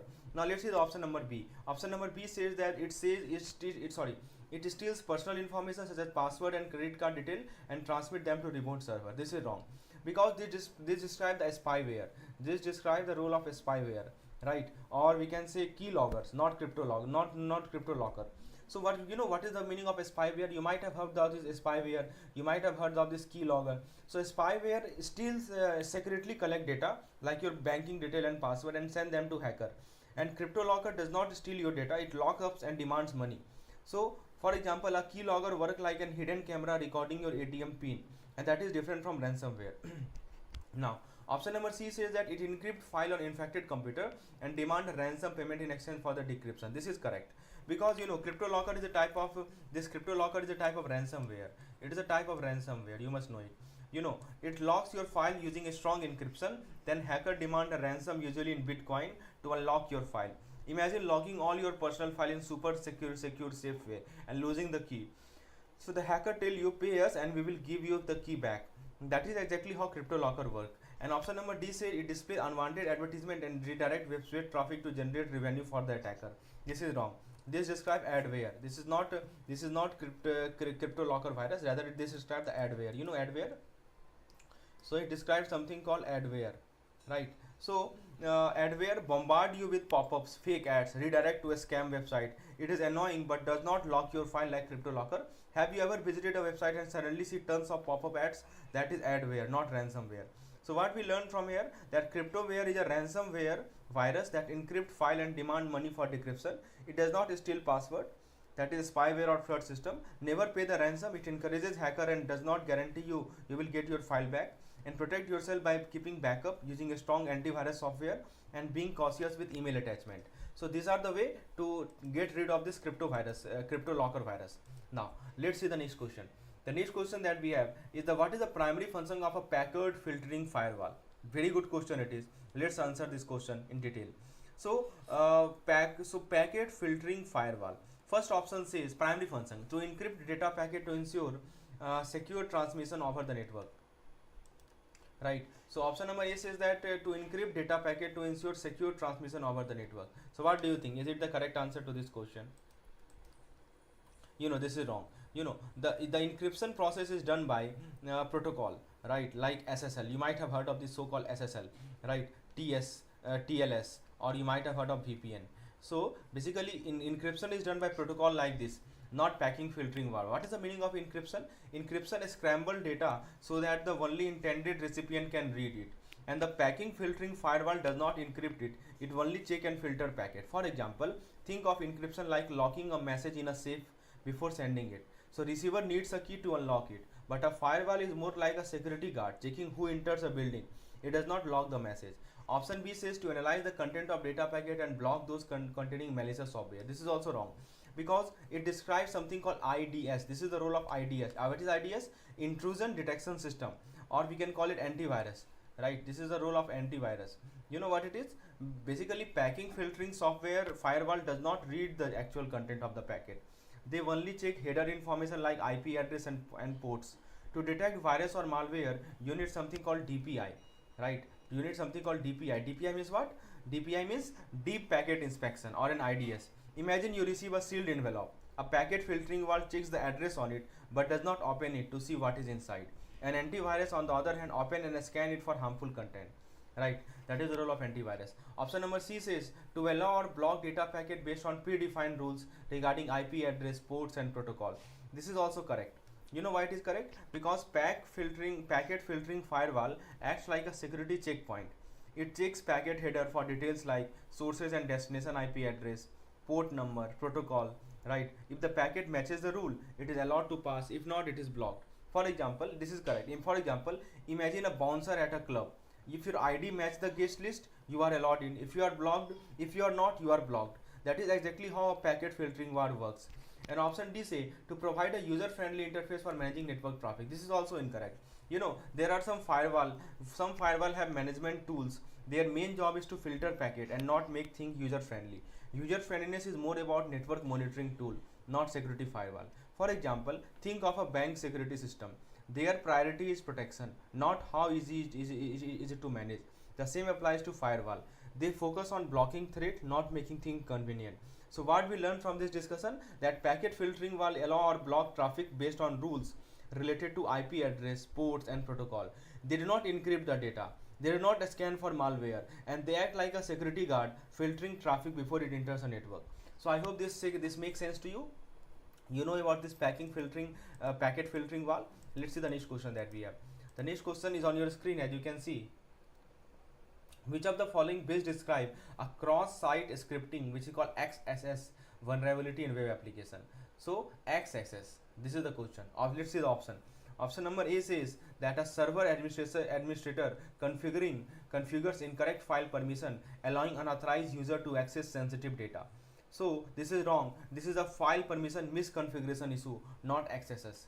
Basically, name itself says a file misconfiguration issue, right? So file permission control who can access or modify file on a server, right? So this file permission, they control who can access or modify files on a server. If they are set incorrectly, attacker can read or change sensitive data. So this is a different type of vulnerability, not related to injecting malicious encrypt. For example, imagine a locker in a bank. You imagine a locker in a bank. If the lock is weak, anyone can open it and access your valuable. That is what happens when file permission are weak. Option number B, which says that attacker intercept network traffic and modify data packet to redirect user to a malicious website. This is wrong. This describe a MITM. You know what is the meaning of MITM? MITM means man in the middle attack. means man in the middle attack. MITM, man in the middle attack, not XSS. In MITM attack, hacker intercept your communication with a website, right? Hacker intercept your communication with a website, and what they do, they can modify the data, or they can redirect you to a fake website to steal your information. So this is a network level attack, whereas accesses happen inside a website. For example, let me give an example for this option number B. Imagine you are talking on a phone with a friend, but a hacker taps into a line and changes your message. That is what MITM attacker do with the data packet, right? So this is not. Option number C says that a user enters a malicious script into the client's inside input field, and the application processes this input without proper validation, leading to the execution of untrusted code on the client side. This is correct. So this XSS, or we call it basically what we are talking about is XSS, right? So either you call it XSS or you call it cross-site scripting, right? Both mean the same. So either you call it XSS or you call it cross-site scripting. So it happened when a website allow user to enter text, right? So whenever a website allow user to enter text like a comment box or search bar, but does not check or clean the input. For example, let me give an example. Imagine a guest book on a website where people can leave message. Instead of normal message, the hacker types. If the website does not filter this input, anyone visiting the page will see an alert pop up. This proves that malicious script can run on user browser. This is XSS in action. And what is option number D? A database server failed to authenticate user credential properly and allowing unauthorized access to sensitive information. This is also wrong, right? This is option number D is wrong. Why? Because if login security is weak, attacker can bypass authentication and access sensitive data. XSS does not involve weak password. It is about injecting a script into website. Imagine a hotel that does not check ID card before giving room key. Anyone could enter. That is what happens when authentication is broken. So what we learned from this discussion is that XSS occur when a web application does not sanitize user input, allowing attacker to inject script. It happens inside website and run on user browser. Attacker can use XSS to steal data, hijack account, or redirect user to fake pages. To prevent XSS, website must validate and sanitize user input. So these are the inputs which you must remember regarding this XSS, which is called cross-site scripting. Let's see the next question. In which year was the RuPay card officially launched in India? Please answer. 2007, 2009, 2012, 2014. So 2007 is wrong. There was no rupee card, right? 2009 is also wrong. This was important year because NPCI was formed in it, right? NPCI means National Payment Corporation of India. 2012 is the correct answer to this question. What is the correct answer? The correct answer being 2012, right? 2012 is the correct answer. Why? Because RuPay was officially launched in March 2012 by NPCI. It was created to provide an Indian alternative to the Visa and MasterCard. What is the biggest benefit? It reduces the transaction fee and keep money within Indian economy, right? So imagine you are buying grocery. If you are using a foreign card, a small fee goes to that company outside India. But if you use RuPay, all fees stay within India, right? So this is the point. So what we learned, RuPay was officially launched in 2012 by NPCI.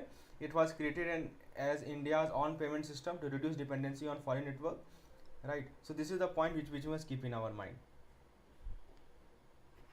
Now let's see the next question that we have. So friends, next question, as you can see it here, what is the primary characteristics of Trojan horse in the context of cyber security? Very nice question. Trojan horse in the context of cyber security. So option number A says that it replicates itself across network to spread like a virus. What do you think? This is wrong. Why? Because this describes a computer virus. It describes a computer virus, not a Trojan horse, right? So viruses can copy themselves and spread without user permission. Trojan, on the other hand, do not replicate on their own. So this is the key feature of Trojan. It does not replicate, right? So this is not a key feature. Option number A is wrong because the Trojan does not replicate. This replicating feature is not with Trojan. For example, imagine you download a song and suddenly your PC starts sending the file to everyone in your contact without your knowledge. That is a virus, not a Trojan. Option number B says it disguises itself as legitimate software to deceive user into executing it. Yes, this is correct. Option number B is correct. Why? Because a Trojan horse, like a useful or harmless program, it looks like a useful or harmless program but actually contain malware. It tricks the user to installing it, often through fake software, email attachment or pop-up. Once inside your system, it can steal data, control your PC or install more malware. Imagine you download a free game, but instead of playing, your PC start acting weird. That game was actually a Trojan. It looks saved, but it secretly installed malware. Option number C say it required no user interaction to install and operate. This is wrong. Why? Because Trojan need the user to download and install them. Unlike worms which is spread automatically, Trojan rely on human mistake. So if you are receiving an email system saying you won a lottery, click here to claim, and you clicked on the link, you just install a Trojan yourself. And option number D say it primarily target hardware component of a computer system. Trojan attacks software, not the hardware. They don't break your computer physically, right? But can damage file, steal password and spy on you. So Trojan can record everything you type like password, but it won't burn your hard drive or break your screen. So what we learned from this discussion, that a Trojan horse disguises itself and used as a useful software, but it's actually malware and it needs a user to install it. And Trojan are commonly hidden in fake downloads, emails and pop-ups. So I hope that makes your concept regarding Trojan very clear. Now let's see the next one. Data backup is considered an example of which type of control in information security. Very important. You should be clear cut about all this control that we have. So option A say preventive control. Yes, it is correct. Because preventive control, as the name itself suggests, it stops the problem, right? It stops problem before they happen. And if we talk about the data backup, so data backup help prevent permanent data loss in case of accident, cyber attack or system failure, right? So preventive control is the correct answer. It stops problem before they actually happen. For example, imagine you are working on an important project. Let me give you an example. So imagine you are working on an important project. If you accidentally delete the file, you can restore it from the backup instead of losing it forever. So you are working on an important project, and if you accidentally delete the file, you can restore it from the backup instead of losing it forever. That is preventing a bigger problem from happening. That is called preventive control. And then we have the second point, that is detective control. This is wrong. Why? Because detective control help identify issues after they happen. So they help identify the issues after they have happened. That did not prevent problem, they just alert you when something goes wrong. For example, a security camera help detect theft, but it does not stop the theft from happening. Similarly, an antivirus scam detects viruses, but it does not prevent them from infecting your system in the first place. Now corrective control. Corrective control is also wrong because corrective control help fix issue after they happen. They recover from damage, but they don't prevent it. For example, if a virus infects your system, a corrective control would be using an antivirus tool to remove it. So data backup can be a part of corrective action, but its main purpose is prevention. And option D say compensatory control. This is wrong, because compensatory control acts like a backup, right? When primary control fail, they don't prevent issue but reduce risk when other measures are not enough. For example, if a company can't afford top tier security software, they might use strict manual monitoring as a compensatory measure. So data backup is not just a backup plan, it is a main preventive control, right? So here the question was about the data backup, so it is a preventive control. So data backup is a preventive control. It helps stop permanent data loss. Detective control find issuer after they happen. Corrective control fix issuer after they happen. And compensatory control reduces risk when other control are weak. So friends, as you can see, we have all more questions available on this particular PDF, and this PDF is available in our course, which is our cyber crime and fraud management. If you want all this PDF, all this question, I request you to please enroll in our course. You will get access to all these kinds of theory, and for each and every question you will get detailed explanation, right? So if you want any detail regarding this cyber security, like you can see, CCTV is which type of security control? So CCTV is a physical control, right? CCTV is a type of physical control. You can WhatsApp me on this particular number on the screen. You can see it number, right? Opportunity, incentive, rationalization, and option D say punishment. Take a second to think about it. I hope you got your answer. So let's explain each option one by one. So the fraud triangle, the concept here is talking about the fraud triangle. So this fraud triangle, this is a concept, right? It is a concept that explains why people commit fraud, right? It explains why people commit fraud, right? So it has three key parts. Let's go through them through a simple example. The first part is what we call as opportunity, right? So opportunity means chance to commit fraud. It simply means the chance to commit fraud. When there are weak control, missing check, or loopholes, a person might find it easy to cheat the system, right? For example, imagine a cashier at a store. If there is no camera, no supervisor, no regular audit, they might be tempted to take money from the register, and that is an opportunity for the fraud. Now option B say incentive. So incentive means you can say pressure. Either you call it incentive or you call it pressure. Both means the same.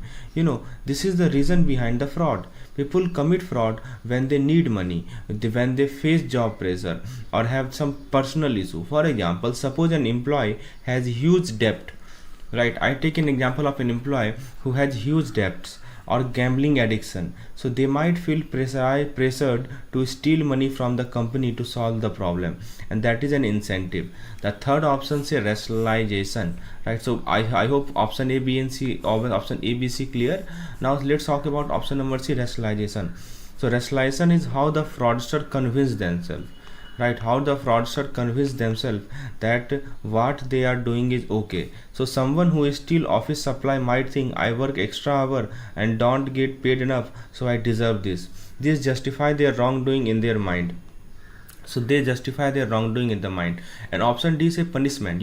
Punishment is not a part of the fraud triangle, because punishment is something which happen after fraud is caught. A strict punishment policy actually reduces fraud because people are scared of the consequences. For example, if a company has a strong fraud policy like immediate termination or legal action, employee will think twice before committing fraud, right? So what is the final answer? So friends, the correct answer is option number D, right? Punishment, because punishment is a deterrent, not a reason why fraud happened.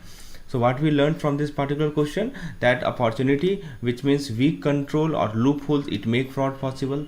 Incentive or pressure, so personal or financial reason push someone toward fraud. Rationalization, the fraudster justify their action to feel less guilty. And punishment is not a component, it is a way to prevent the fraud. And that's it. Now you know how the fraud triangle works and why punishment is not a part of it. If you find this useful, don't forget to like this video, subscribe for more easy explanation, and comment below. So now let's see the next question. So this was the second question which was asked in the previous year examination. So the question says that what is honey spot in cyber security? Honeypot, sorry. So option A says a type of malware that is spread through email attachment. Option B says a network security mechanism designed to detect and trap cyber attack. Option C say a firewall that prevent unauthorized data access, and option D say a technique used for encrypting sensitive data. Right, think about it for a second. I hope you got your answer. So let's break down each option and find out the correct one. So basically here the question is regarding what? Cyber security. Right, what is the meaning of cyber security? Cyber security is all about protecting system from hackers. So you are protecting system from hackers, and honeypot is a unique strategy used for this purpose. So you are protecting your system for hacker, and honeypot is a strategy which is used for this. So now let's go to the option. Option is a type of malware that is spread through email attachment. So first of all, what is this malware? See, we are not just discussing the MCQs. We are discussing each and every option. We understand the main concept. So this is a conceptual session where we are studying each and every concept. Now, malware refers to harmful software. There are some harmful software, right, that infect system, often spreading through email attachment or malicious link. So suppose, for example, you receive an email claiming that you have won a prize, but when you open the attachment, it secretly install a virus. So that is a malware, that is not a honeypot. So this option is incorrect. Right, now let's see the option number B. Option number B says that a network security mechanism designed to detect and trap cyber attacker. So friends, if we talk about this something called honeypot, so what is this honeypot? This honeypot is a fake or decoy system designed to lure hacker. So this system is designed to lure hacker, right? So security experts use it to study cyber threat and improve defenses. For example, you imagine setting up a fake banking website that looks real but is actually a trap. Hacker try to steal data from it, but instead their actions are recorded, helping security team prevent the real attack. And that is how honeypot works. What is happening that suppose you set up a fake banking website that look real but is really actually a trap, right? So fake website is an example of this honeypot. So hacker try to steal data from it, but instead their actions are recorded, helping security team prevent real attack. And that is how a honeypot works. So a network security mechanism designed to detect and trap cyber attacker. Now option number C says that a firewall that prevent unauthorized data access. So firewall is a security barrier that block unauthorized traffic from entering a network. Think of a firewall as a security guard at the entrance of a building, checking who can come in and who can't. So a honeypot on the other hand welcome attacker to study them. So this option is also incorrect. And option D says a technique used for encrypting sensitive data. Encryption is a process of converting data into a code to prevent unauthorized access, right? So for example, when you use WhatsApp, your messages are encrypted, meaning no one except the sender and receiver can read them. So honeypot do not encrypt data, they act like a trap. So this option is incorrect. So what we have learned, option number, so final answer is that option number B is the correct one, right? So it is a network security mechanism designed to detect and trap cyber attacker. So quick recap, honeypot is a decoy system. You can say honeypot is a decoy system designed to attract and analyze hacker. No, it is not a malware. It does not spread through email. It's not a firewall. Firewall block access while honeypot welcome attacker. And it is not an encryption. Encryption protect data, but honeypot studies cyber threat. Friends, if you are looking for a study material for this cyber crime and fraud management, you can WhatsApp me on this particular number, or you can install our app JAIIB and CAIIB Made Simple. I have added a course which only costs rupees 200. You will get unit-wise theory, unit-wise MCQs, and previous year questions. All the things are included in this particular package. And the subject name you can see is a certification course in fraud management and cyber crime, right? And the PDF are completely downloadable. You can download the PDF and read offline, or you can take print also as per your requirement. This is the part 1 of the previous year question, and similarly I have added more than 3 parts, right? So which covers each and every important points which you help you in securing good marks in the examination with less effort. So for more detail you can WhatsApp me on this particular number for study material related to this particular chapter, this particular subject. Now let's talk about the next question we have. Under which Indian law is a cyber crime defined and regulated? Very good question it was asked, right? So which regulation, in which Indian law is a cyber crime defined and regulated? So let's answer it. Option A says Indian Contract Act 1872. Option B says Information Technology Act 2000. Option C says Indian Penal Code 1860. And option D says Companies Act 2013. So take a moment to think. Got your answer? Let's analyze each option one by one. If here the topic, the main point is the cyber crime. I've highlighted it. So cyber crime, like suppose hacking, right? Like suppose hacking, like suppose identity theft.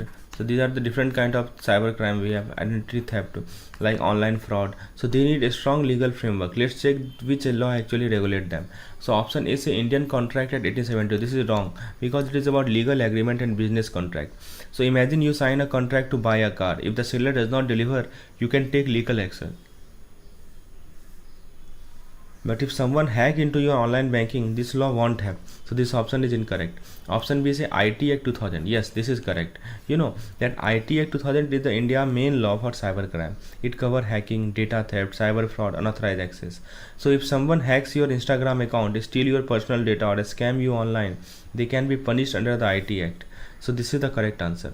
But some cases may also involve the Indian Penal Code, but the IT Act is a primary law for cybercrime. Now option C says Indian Penal Code.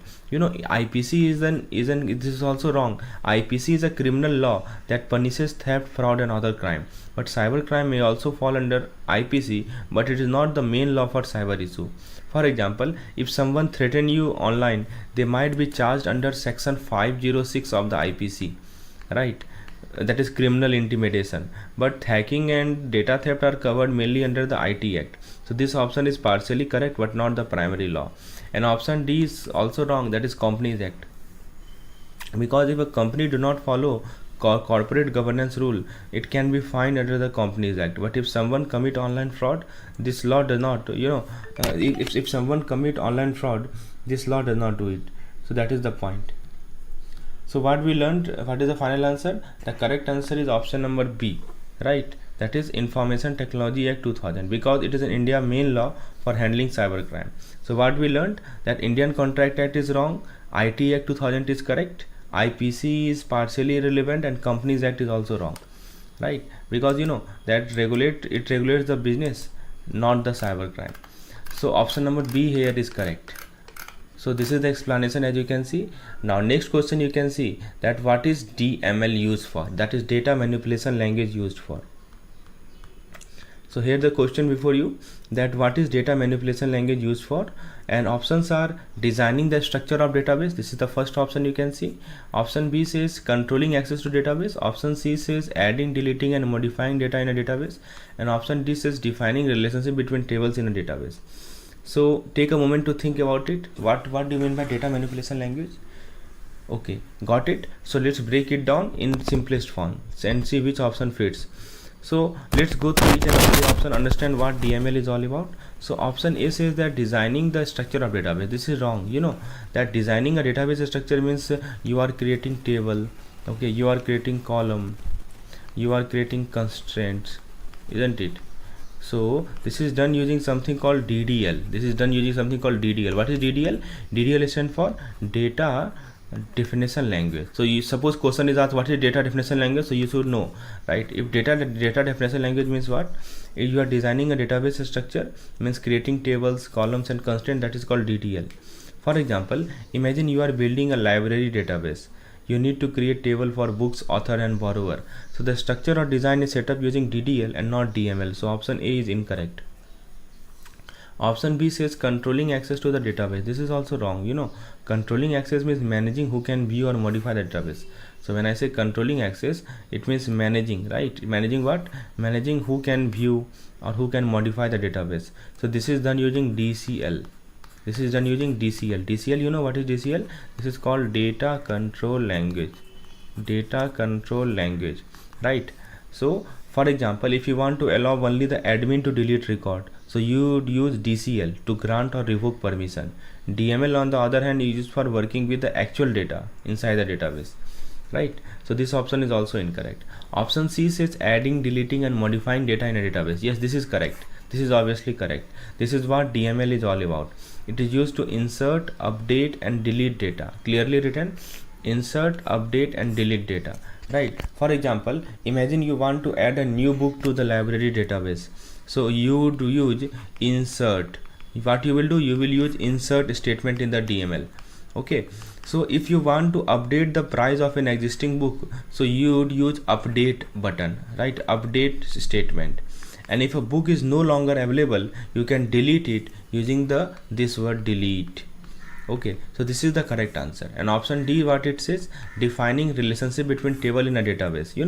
Defining relationship is like a setting up primary key and foreign key, and it is done using DDL, not DML. DDL stands for data definition language. For example, when you create a relationship between book table and author table, so you use DDL, right, to set a foreign key linking the two. So DML does not deal with relationship, right? DML work with data inside the table. So this option is incorrect. So the correct option is the correct answer is option number C, right? So quick recap: option A is wrong because designing a database is done using DDL. Option B is wrong because controlling access is done using DCL. Option C is right because this DML help you insert, update and delete data. And option D is also wrong because defining relationship is done using DDL, right? It is done using DDL. So you must know what is DDL, what is DCL, what is DML. Question may be changed. I hope it is clear. Please like the video if you think it was useful for you. I am explaining each and every option, right? So that is the important part. Now let's see the next question we have. What is masquerade attack in cyber security, right? So let's talk about this particular attack. So friends, the options given are attack that disrupt network traffic. This is the first option. Attack where attacker pretend to be an authorized user. A method of encrypting data for security transmission. Option D say a type of malware that infects system file, right? So these are the options given here. Now let's go through it. So take a moment to think about it. Got your answer? Now let's go through each option and understand which one is correct. Now let's break it down one by one. Option A say an attack that disrupt network traffic. So basically this attack that disrupt network traffic is actually what we call as DOS attack, or we can call it denial of service attack, where attacker overload a network to make it slow or unavailable, right? So this is called overloading. Overload a network to make it slow or unavailable. So masquerade attack are different. They focus on impersonation and not disruption. For example, imagine thousands of fake users trying to access a website at once, making it a crash. So that is called DOS attack. Okay, so not a masquerade attack. So option A is incorrect. Now option B says that an attack where the attacker pretend to be authorized user. This is exactly what masquerade attack is. The attacker steals or fakes an identity to gain access to a system as a legitimate user. For example, imagine you receive a phishing email, right? You receive a phishing email from someone pretending to be your bank. If you enter your login detail, the attacker now has access to your account and can act like they are you, and that is called masquerade attack. Now option number C says that a method of encrypting data for security transmission. So encrypting is a security measure, not an attack. It helps protect data from hacker, but it is not a masquerade attack. So option number C is wrong. For example, when you send message on WhatsApp, they are encrypted, so only the intended receiver can read them. Encryption prevent attacker rather than being an attack itself. So option number C is wrong. And option number D is a type of malware that infects system file. It describes malware attack like virus or trojans. So masquerade attack do not rely on malicious software, they rely on identity deception. So masquerade attack always rely on identity deception, right? So for example, if a hacker install a virus on your computer, that is a malware attack. But if they steal your username and password and log in pretending to be you, that is a masquerade attack. So they steal your login password, login ID, password and pretend to be you, that is called masquerade attack. So option number D is the correct. So that is the correct answer is option number B. B is correct one. So masquerade attack focus on identity theft. So here the keyword is identity theft, right? So quick recap, option A is wrong because disrupting network traffic is called DOS attack. Option B is correct because masquerade attack involve identity impersonation. Option C is wrong because encryption protect data, it is not an attack. And option D is wrong because malware infect file, but masquerade attack rely on deception. I hope this makes you concept clear regarding masquerade attack. This will no longer be an issue with you. You can easily answer such question easily, Now let's see the next question that we have. Question says that who developed the Bharat operating system solution BOSS Linux? So very good question it is. Option A say ISRO. Option B says CDAC, that is Center for Development of Advanced Computing. Option C say NIC, National Information Center. And option D is DRDO, Defense Research and Development Organization. Take a moment to think about it. Who developed this BOSS Linux? Take a moment to think about it. I hope you got your answer. Let's go through each option and find the correct one. So let's break it down one by one. So option A say ISRO. You know ISRO. ISRO is in India Space Research Organization. You know it focus on launching satellites, right? So this ISRO is focused on launching satellites, space exploration and scientific research. While ISRO does develop software for a space mission, it did not create BOSS Linux.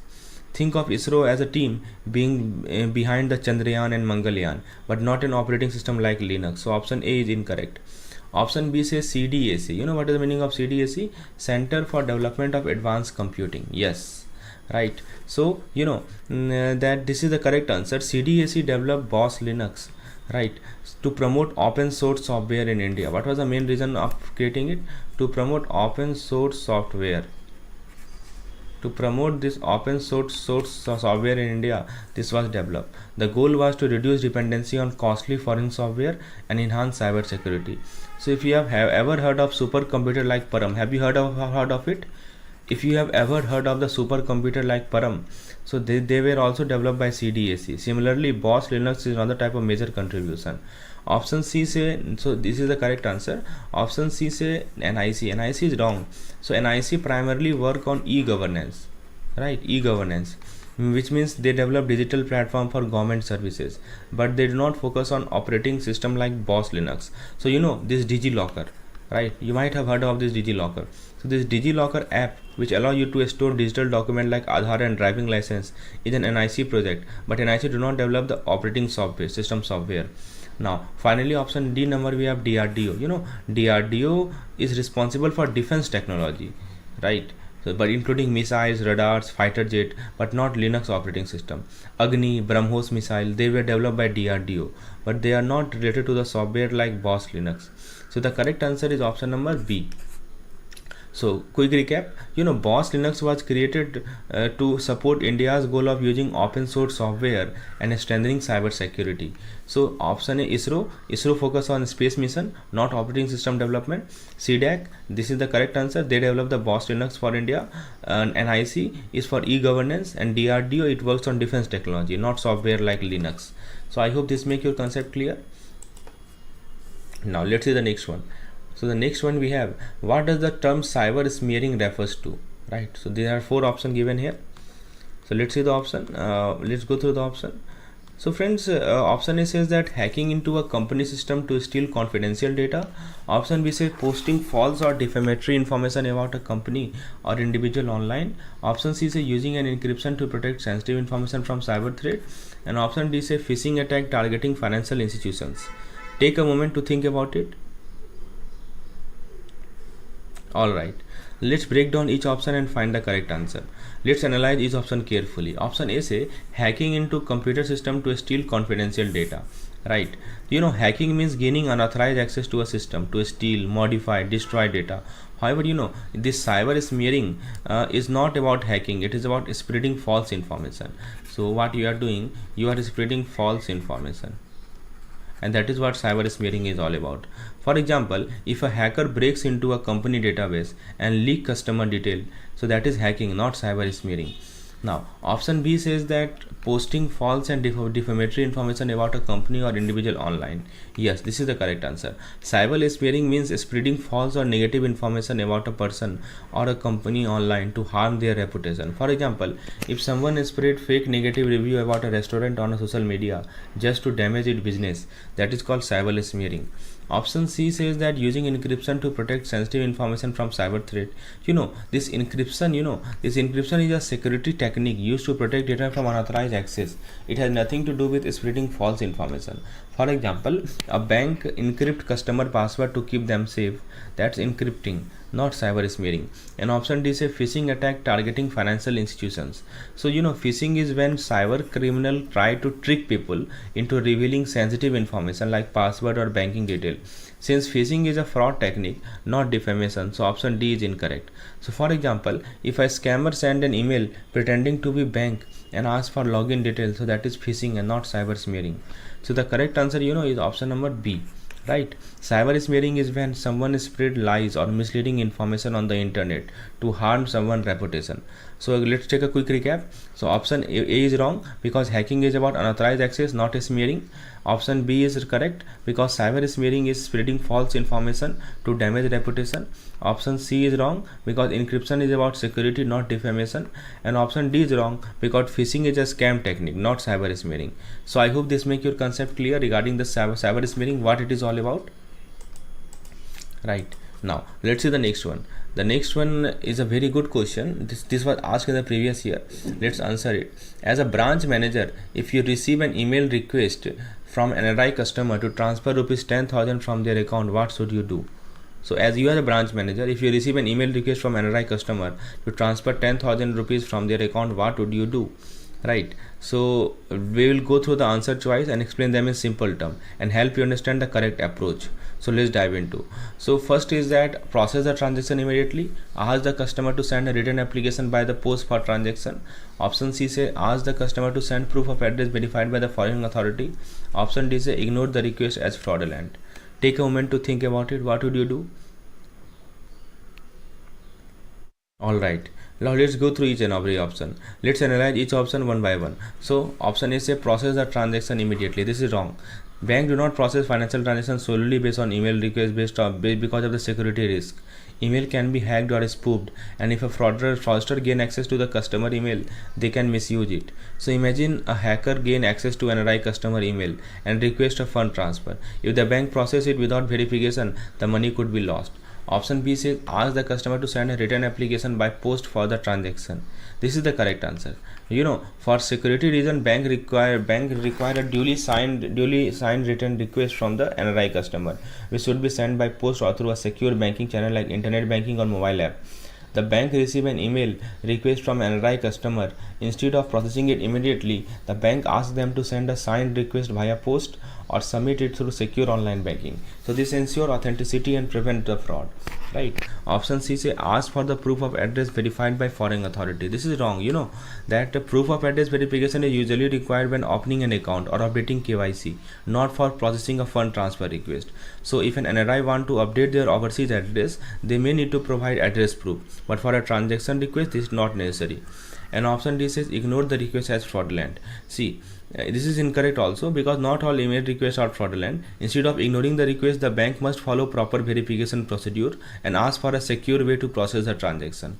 So NRI customer may genuinely need to transfer fund, but just because they send an email does not mean that the request is fraudulent. So the bank should verify it properly. So the correct answer is option number B, right? So quick recap. Option A is wrong because processing without verification can lead to a fraud. Option B is correct because the written request ensure authenticity. Option C is wrong because address proof is needed for KYC, not transaction. And option D is wrong because not all email requests are fraudulent. So I hope this make your concept clear. What as a branch manager you should do in such a situation? Right, very nice. Now let's see the next question. What is the correct sequence of steps involved in online transaction? Right, what is the correct sequence of steps involved in online transaction? This is the question. Let's go through. Have you ever wondered what happened behind the scene when you buy something online? Let's break it down. Option A say payment, registration, placing order. Option B say registration, placing an order, payment, placing an order, payment, registration. Option D say registration, payment, placing an order. So take a moment to think about it. All right.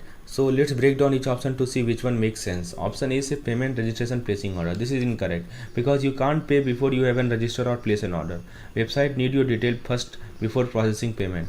So imagine you visit an e-commerce site and the first thing they ask you is a payment. Sound odd, right? You need to register and then choose a product. That is what you do when you search on our app. You go to our app JAIIB and CAIIB made simple.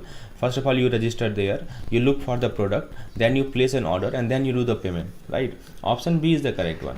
Because the first thing that you should do is registration. It means that creating an account by providing detail like email ID, name and address. Then you place an order, then you look for the product, you select a product and add it to your cart and review the order, and then you finally do the payment. That is, the customer make the payment through credit card, debit card, net banking or digital wallet, whatever it is. So the payment process is encrypted for security, right? You know it very well. So that is why this option number B is the correct one. Correct answer is option number B.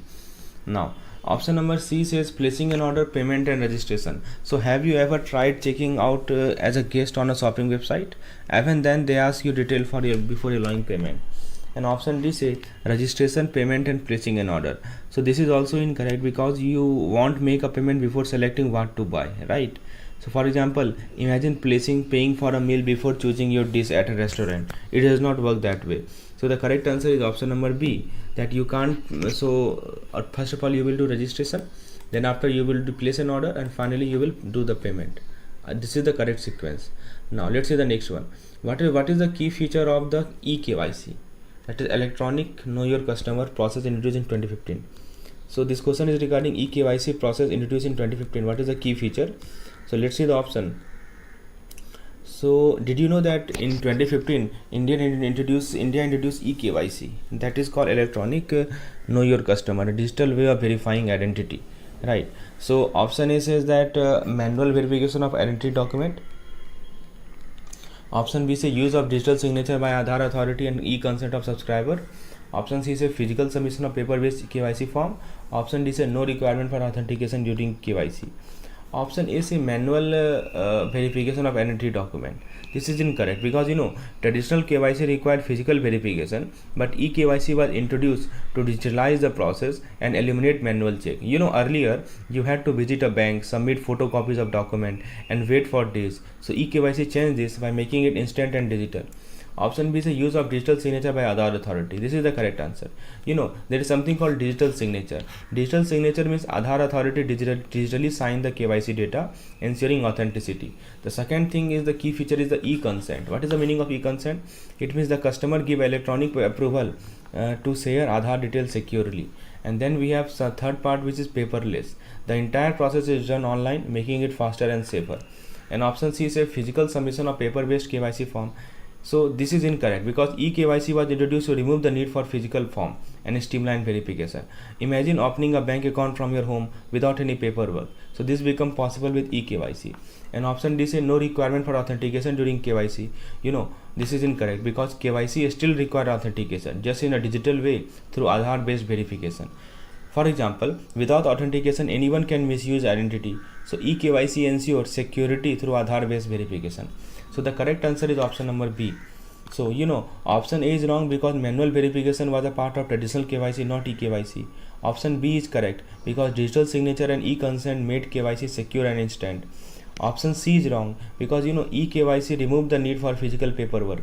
And option D is wrong because authentication is still required just digitally.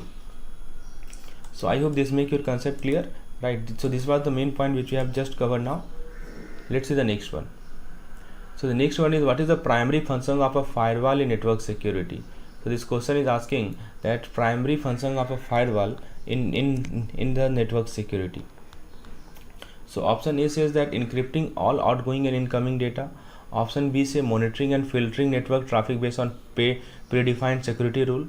Option C say backing up data automatically. And option D say managing user authentication credential. So what do you think is the correct here? What is the primary use of firewall in network security? Option B is correct, right? Firewall is a critical component in network security that serves as a barrier between a trusted internet network and untrusted external network. So it is a primary function. Its primary function is to monitor and filter both incoming and outgoing network traffic based on what? So how, on the basis of what does it filter? Based on the predefined security rule. So this helps prevent unauthorized access and potential cyber threat from reaching internal system. So option A, C and D which describe other network functionality such as encryption. So option A you see this describes encryption, right? Option C you see backing up, that is called backup. And option D you can see that authentication management. Option D is regarding the authentication management. So unlike this option number B accurately describes the main use of firewall, right? That is the main use of firewall. So friends, this is the first part of the lecture. If you want me to continue, please type yes in the chat box. I will bring part 2 also, because you can see I have more questions which are asked in the previous year. And friends, again I am reminding you, if you want previous year question, if you want unit wise, listen the explanation. The question is, which of the following best describe a shoulder surfing attack? So what is the shoulder surfing attack is all about? Option A says that an attacker remotely hacks into the victim system using malware to steal login credential. Option B says that attacker physically observe the victim device screen and keypad to capture sensitive information. Option C says that attacker send deceptive email to trick the victim into revealing the password. And option D says that attacker uses software tool to guess the victim password through repeated trial. So if you look at the option number A, this is not shoulder surfing. This is not shoulder surfing, right? Here the attacker use malware. In option number A, attacker is using what? Attacker is using malware, or attacker is using the virus to enter the system secretly and steal the login data. For example, take the case of Trojan. Okay, so the Trojan installed in your computer stealing saved password. So this Trojan, what it do, it steal the saved password. Okay, so this is called remote hacking attack. This is called what? Remote hacking attack. Okay, not the physical observation. Here it is written physical observation. This is completely wrong. What about option B? Option B says that attacker physically observes the victim device screen and keypad to capture the sensitive information. This is exactly what shoulder surfing is all about. Imagine that you are at ATM. Right, think about it. You are at ATM typing your PIN, okay, and someone standing behind you secretly watches your hand movement and the screen. Or you are entering a password on your phone in public and someone peeks over your shoulder. Because sometimes what happened, the attacker even use cameras or binocular from a distance. So the key point is, it is a physical spying attack. So if you look at the option number B, it is it is the physical spying attack. It is a kind of physical spying attack, right? Done by directly watching you. What about option number C? So option number C says that attacker send deceptive email to trick the victim into revealing password. So this is called phishing. This is called phishing, right? For example, you get an email pretending to be from your bank, right? So option number C is about phishing. Suppose you get an email, right, and you pretending to be from your bank, asking you to verify your account and enter your password. So here what you do, you tricked into giving your information voluntarily. You are tricked to give your information voluntarily. Again, it is different from shoulder surfing because phishing is done online through fake messages. What about option D? It says that attacker use software tool to guess the victim password through repeated trial. So this is called brute force attack.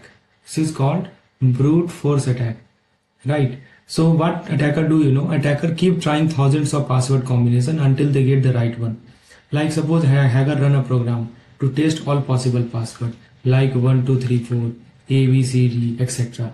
This is done through a software, not by physically watching someone. So the correct answer to this question is option number B. So let's quickly summarize the key point. Option number A is about malware attack, right? Remote access. Then option number B is about shoulder surfing, which is a physical observation attack. Option number C is about phishing, which fake email and message. And option number D is brute force attack, which means software guessing or password. So friends, that is all we need to learn from this particular question. I hope the explanation is crystal clear and your concept is also clear. Now let's look at the question number 2. Who are referred to as elite hacker in the context of cybersecurity? So it is a very good question. Options are hackers who only engage in legal, ethical hacking activity for organization. Option B, beginner who use ready-made tools without deep technical knowledge. Option C, highly skilled hacker with year of experience, often innovator in cybersecurity who can switch between white and black hat hacking. And option D, government appointed official working exclusively in national cybersecurity defense.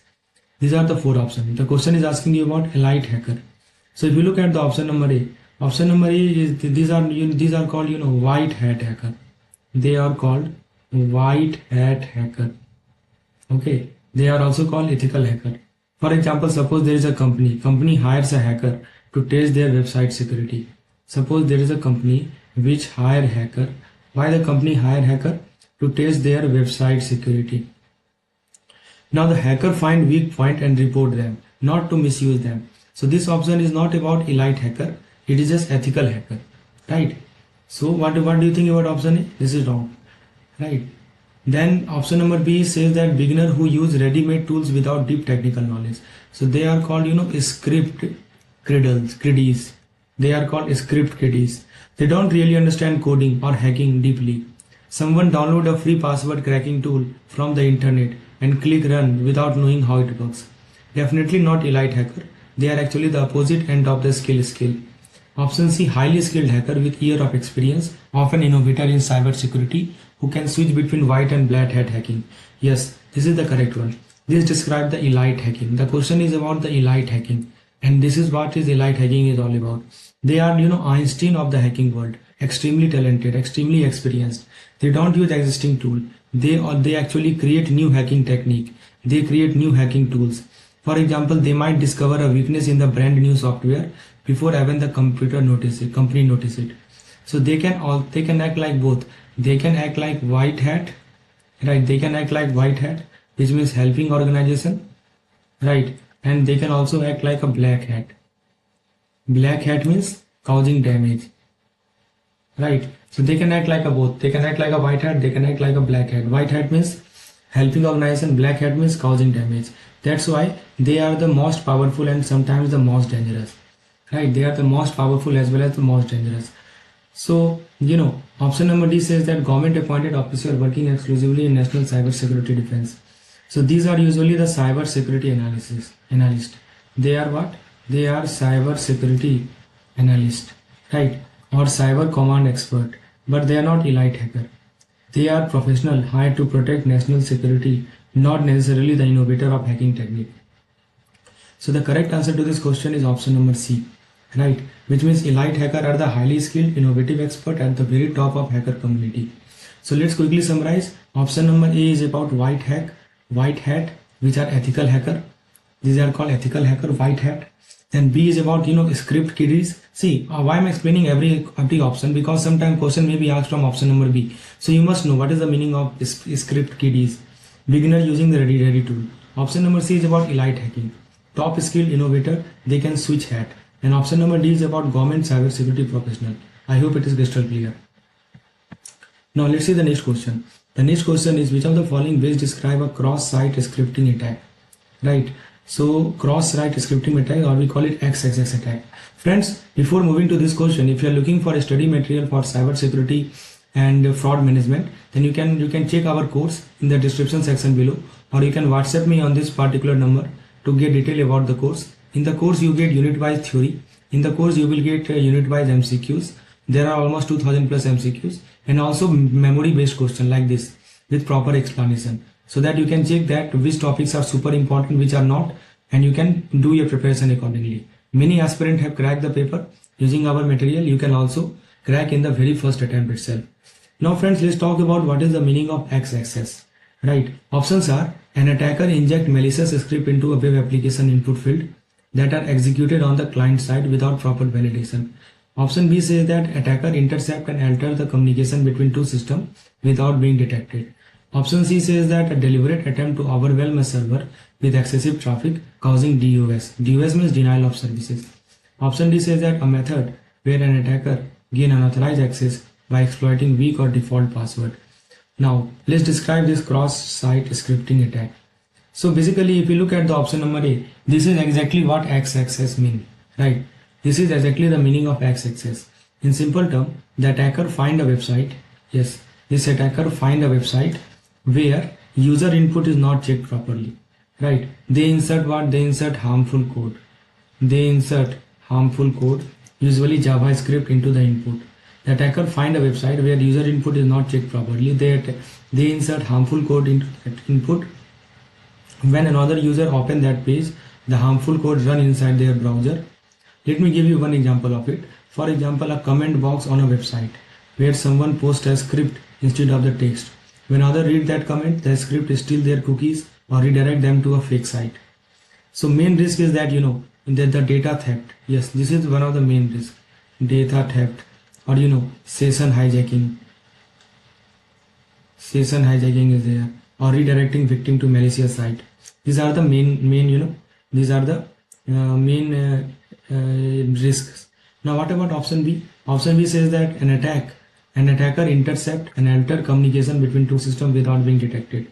See, this is called MITM attack. What is MITM?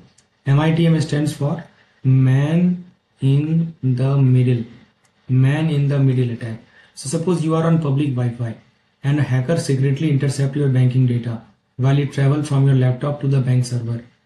This is about intercepting communication, not injecting a script into website. So this is not correct. What about C? C says that a deliberate attempt to overwhelm the server with excessive traffic causing denial of service. See, this describes the DOS attack. This is called DOS attack.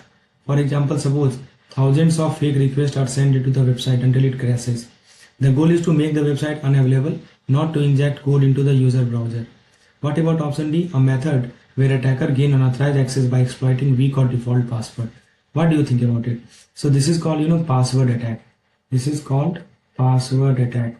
Right? For example, use admin123. You use admin123, okay?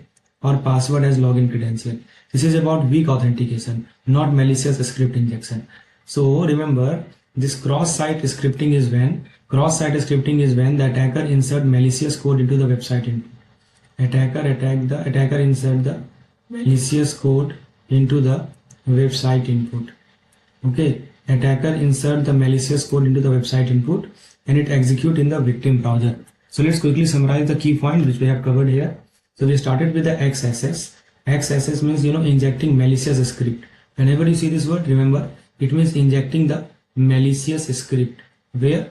Injecting the malicious script into the website input. Right, that is called XSS. And then we talked about MITM. MITM is man in the middle. Remember it? It means intercepting the communication. DOS attack means overloading server with traffic. So whenever you see this DOS attack, just think of overloading the server. So see, from one question, four different concepts is being cleared. Not only one concept. I don't only explain the correct one. I explain all the options. That is the peculiarity of this session. The last one is the password attack, which means using weak and default password. Now friends, let's look at the next question. Which of the following is the primary objective of ISO 27001 standard? Exactly same question appear in the examination. So options are defining guidelines for software development lifecycle. Option B, establishing and maintaining ISMS, that is called Information Security Management System, to manage and mitigate information security risk. Option C, say regulating online financial transaction for the bank. Option D, providing a specification for hardware manufacturing in cyber security. Let's look at option number A. It says that defining guideline for software development. This is incorrect. Because guidelines for software development are usually covered by other standard like ISO 12207. Okay, it covered it. For example, deciding how programmers should test code, right? How programmers should test code, or how to move from design to testing to deployment, right? These things are there. So ISO 27001 is not about coding step. What about option B? Yes, option B is the correct one. Why option B is the correct one? Let me explain. So we talked about the option number B. So to the context of option number B, you can see that this is the main goal of ISO 27001. In simple word, it help organization create a systematic process. It help organization create a systematic process to protect sensitive information from risk like hacking, leaking, or misuse. For example, suppose there is a bank which is using ISO 27001, right? So this particular bank would identify possible risk like customer data theft, right? It will identify possible risk like customer data theft or put control, right? These are the risks like customer data theft, put control, and keep checking or improving security regularly. So whichever bank is using this ISO 27001, it would identify the possible risk, put control, and keep checking or improving regularly. So remember, it is just a one-time setup. It is a one-time setup. Okay, it is not just a one-time setup. It is a continuous improvement cycle. Option C is regulating online financial transaction. So this is wrong. Why it is wrong? because this is governed by another this is governed by another ISO, which is ISO 27, right, which is basically these are banking transactions are regulated by financial authority. You might have heard of RBI, you might have heard of PCI DSS, okay, for card payment. PCI DSS is there for card payment, okay. And ISO 27001 does apply to any organization, whether hospital, whether IT company, government, not just bank only. It is talking only for bank. No, that is wrong. What about the providing a specification for hardware manufacturing and cyber security? This is also incorrect. Why? Because hardware standards are handled by ISO or IEC standard, okay. ISO and IEC standard are there to handle the hardware standard. For example, suppose there is a company, it is building security chips, so there are separate guidelines, but this ISO 27001 does not talk about hardware speculation at all. So the correct answer is option number B, okay. So let's quickly summarize the key point which we have covered in this particular question. So we started with option number A. Remember, option number A is about the software development life cycle, which is not ISO 27001. Option number B is the correct one, which is ISMS. Just remember this keyword, right? This is ISMS, Information Security Management System. So this is risk-based information security management, and this is the correct one. Option C is about the financial transaction, right? This is not related. And option D is about hardware specification. This is also not related. Now friends, let's look at the next question. The question asks you what is the primary role of CERT-IN in India's cyber security ecosystem. So friends, that options are monitoring only banking sector cyber threat. Option B, coordinating response to cyber security incident, issuing alerts and guidelines, acting as a national nodal agency. Option C, regulating digital payment transaction in India. Option D, manufacturing cyber security hardware for government use. So let's start with option number A. Option number A is wrong. Why? Because CERT-IN is not limited to only bank. Is not limited to bank. Okay. For example, if a cyber attack happen on an e-commerce site, a hospital system, or even a government portal, so CERT-IN steps in, not just for bank. So this is too narrow. What about option B? Option B says that coordinating response. Yes, this is the correct one. This is the correct one. This is the real role of CERT-IN. You can think of the CERT-IN as the cyber first responder. They are called the cyber first responder of India. If there is a cyber attack anywhere in the country, CERT-IN help detect, analyze and control the damage. This is called cyber first responder. For example, if there is a new virus spreading through email, CERT-IN issues an advisory warning people and organization on how to stay safe. They also guide company on best practices like patching software or securing the network. Option C says that regulating digital payment transaction in India. What do you think about it?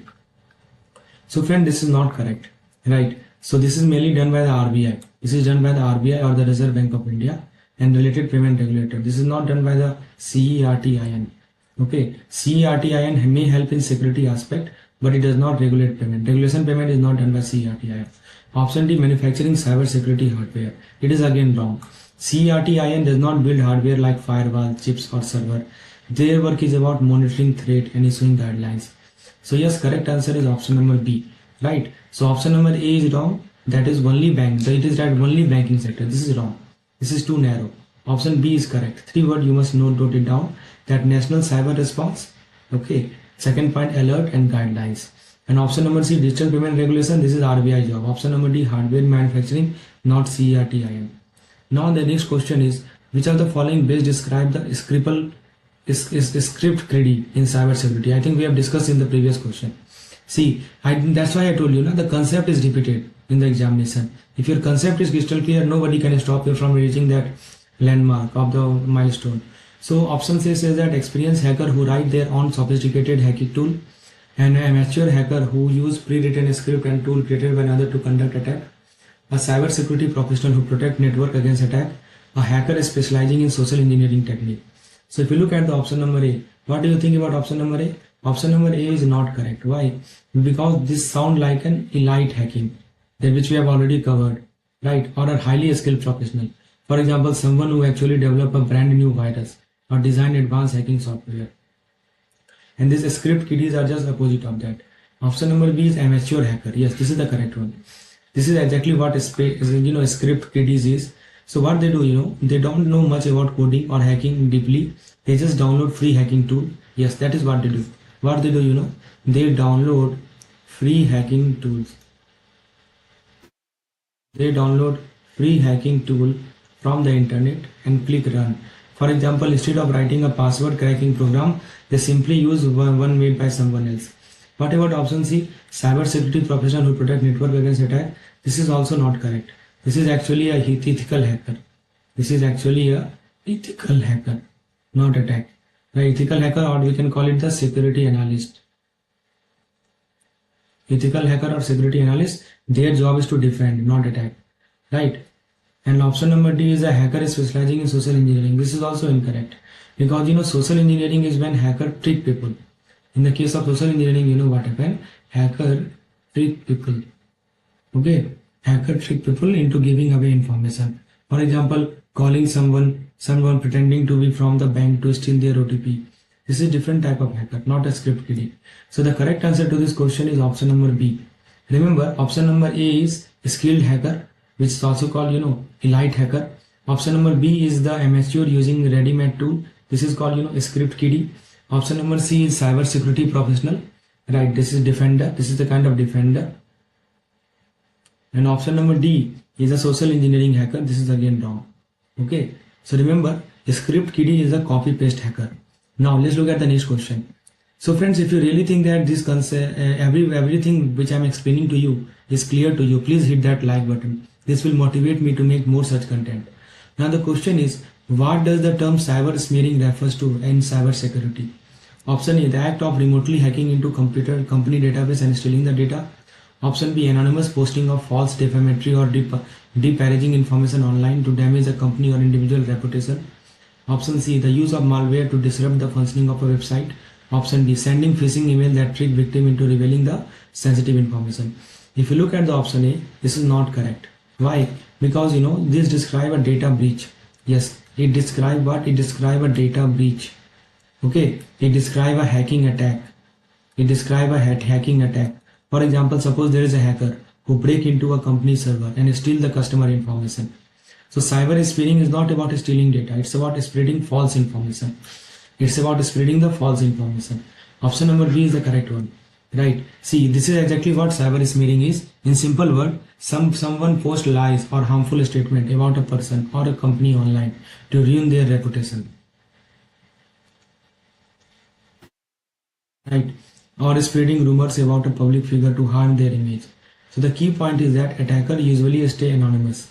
Whoever is the attacker, they stay anonymous. Okay. The option number C, the use of malware. This is again wrong. Why? This is more like a DOS, denial of service attack or malware attack. It's about disabling the system. It's about disabling system, not spreading rumor or false information. Option number D is also incorrect.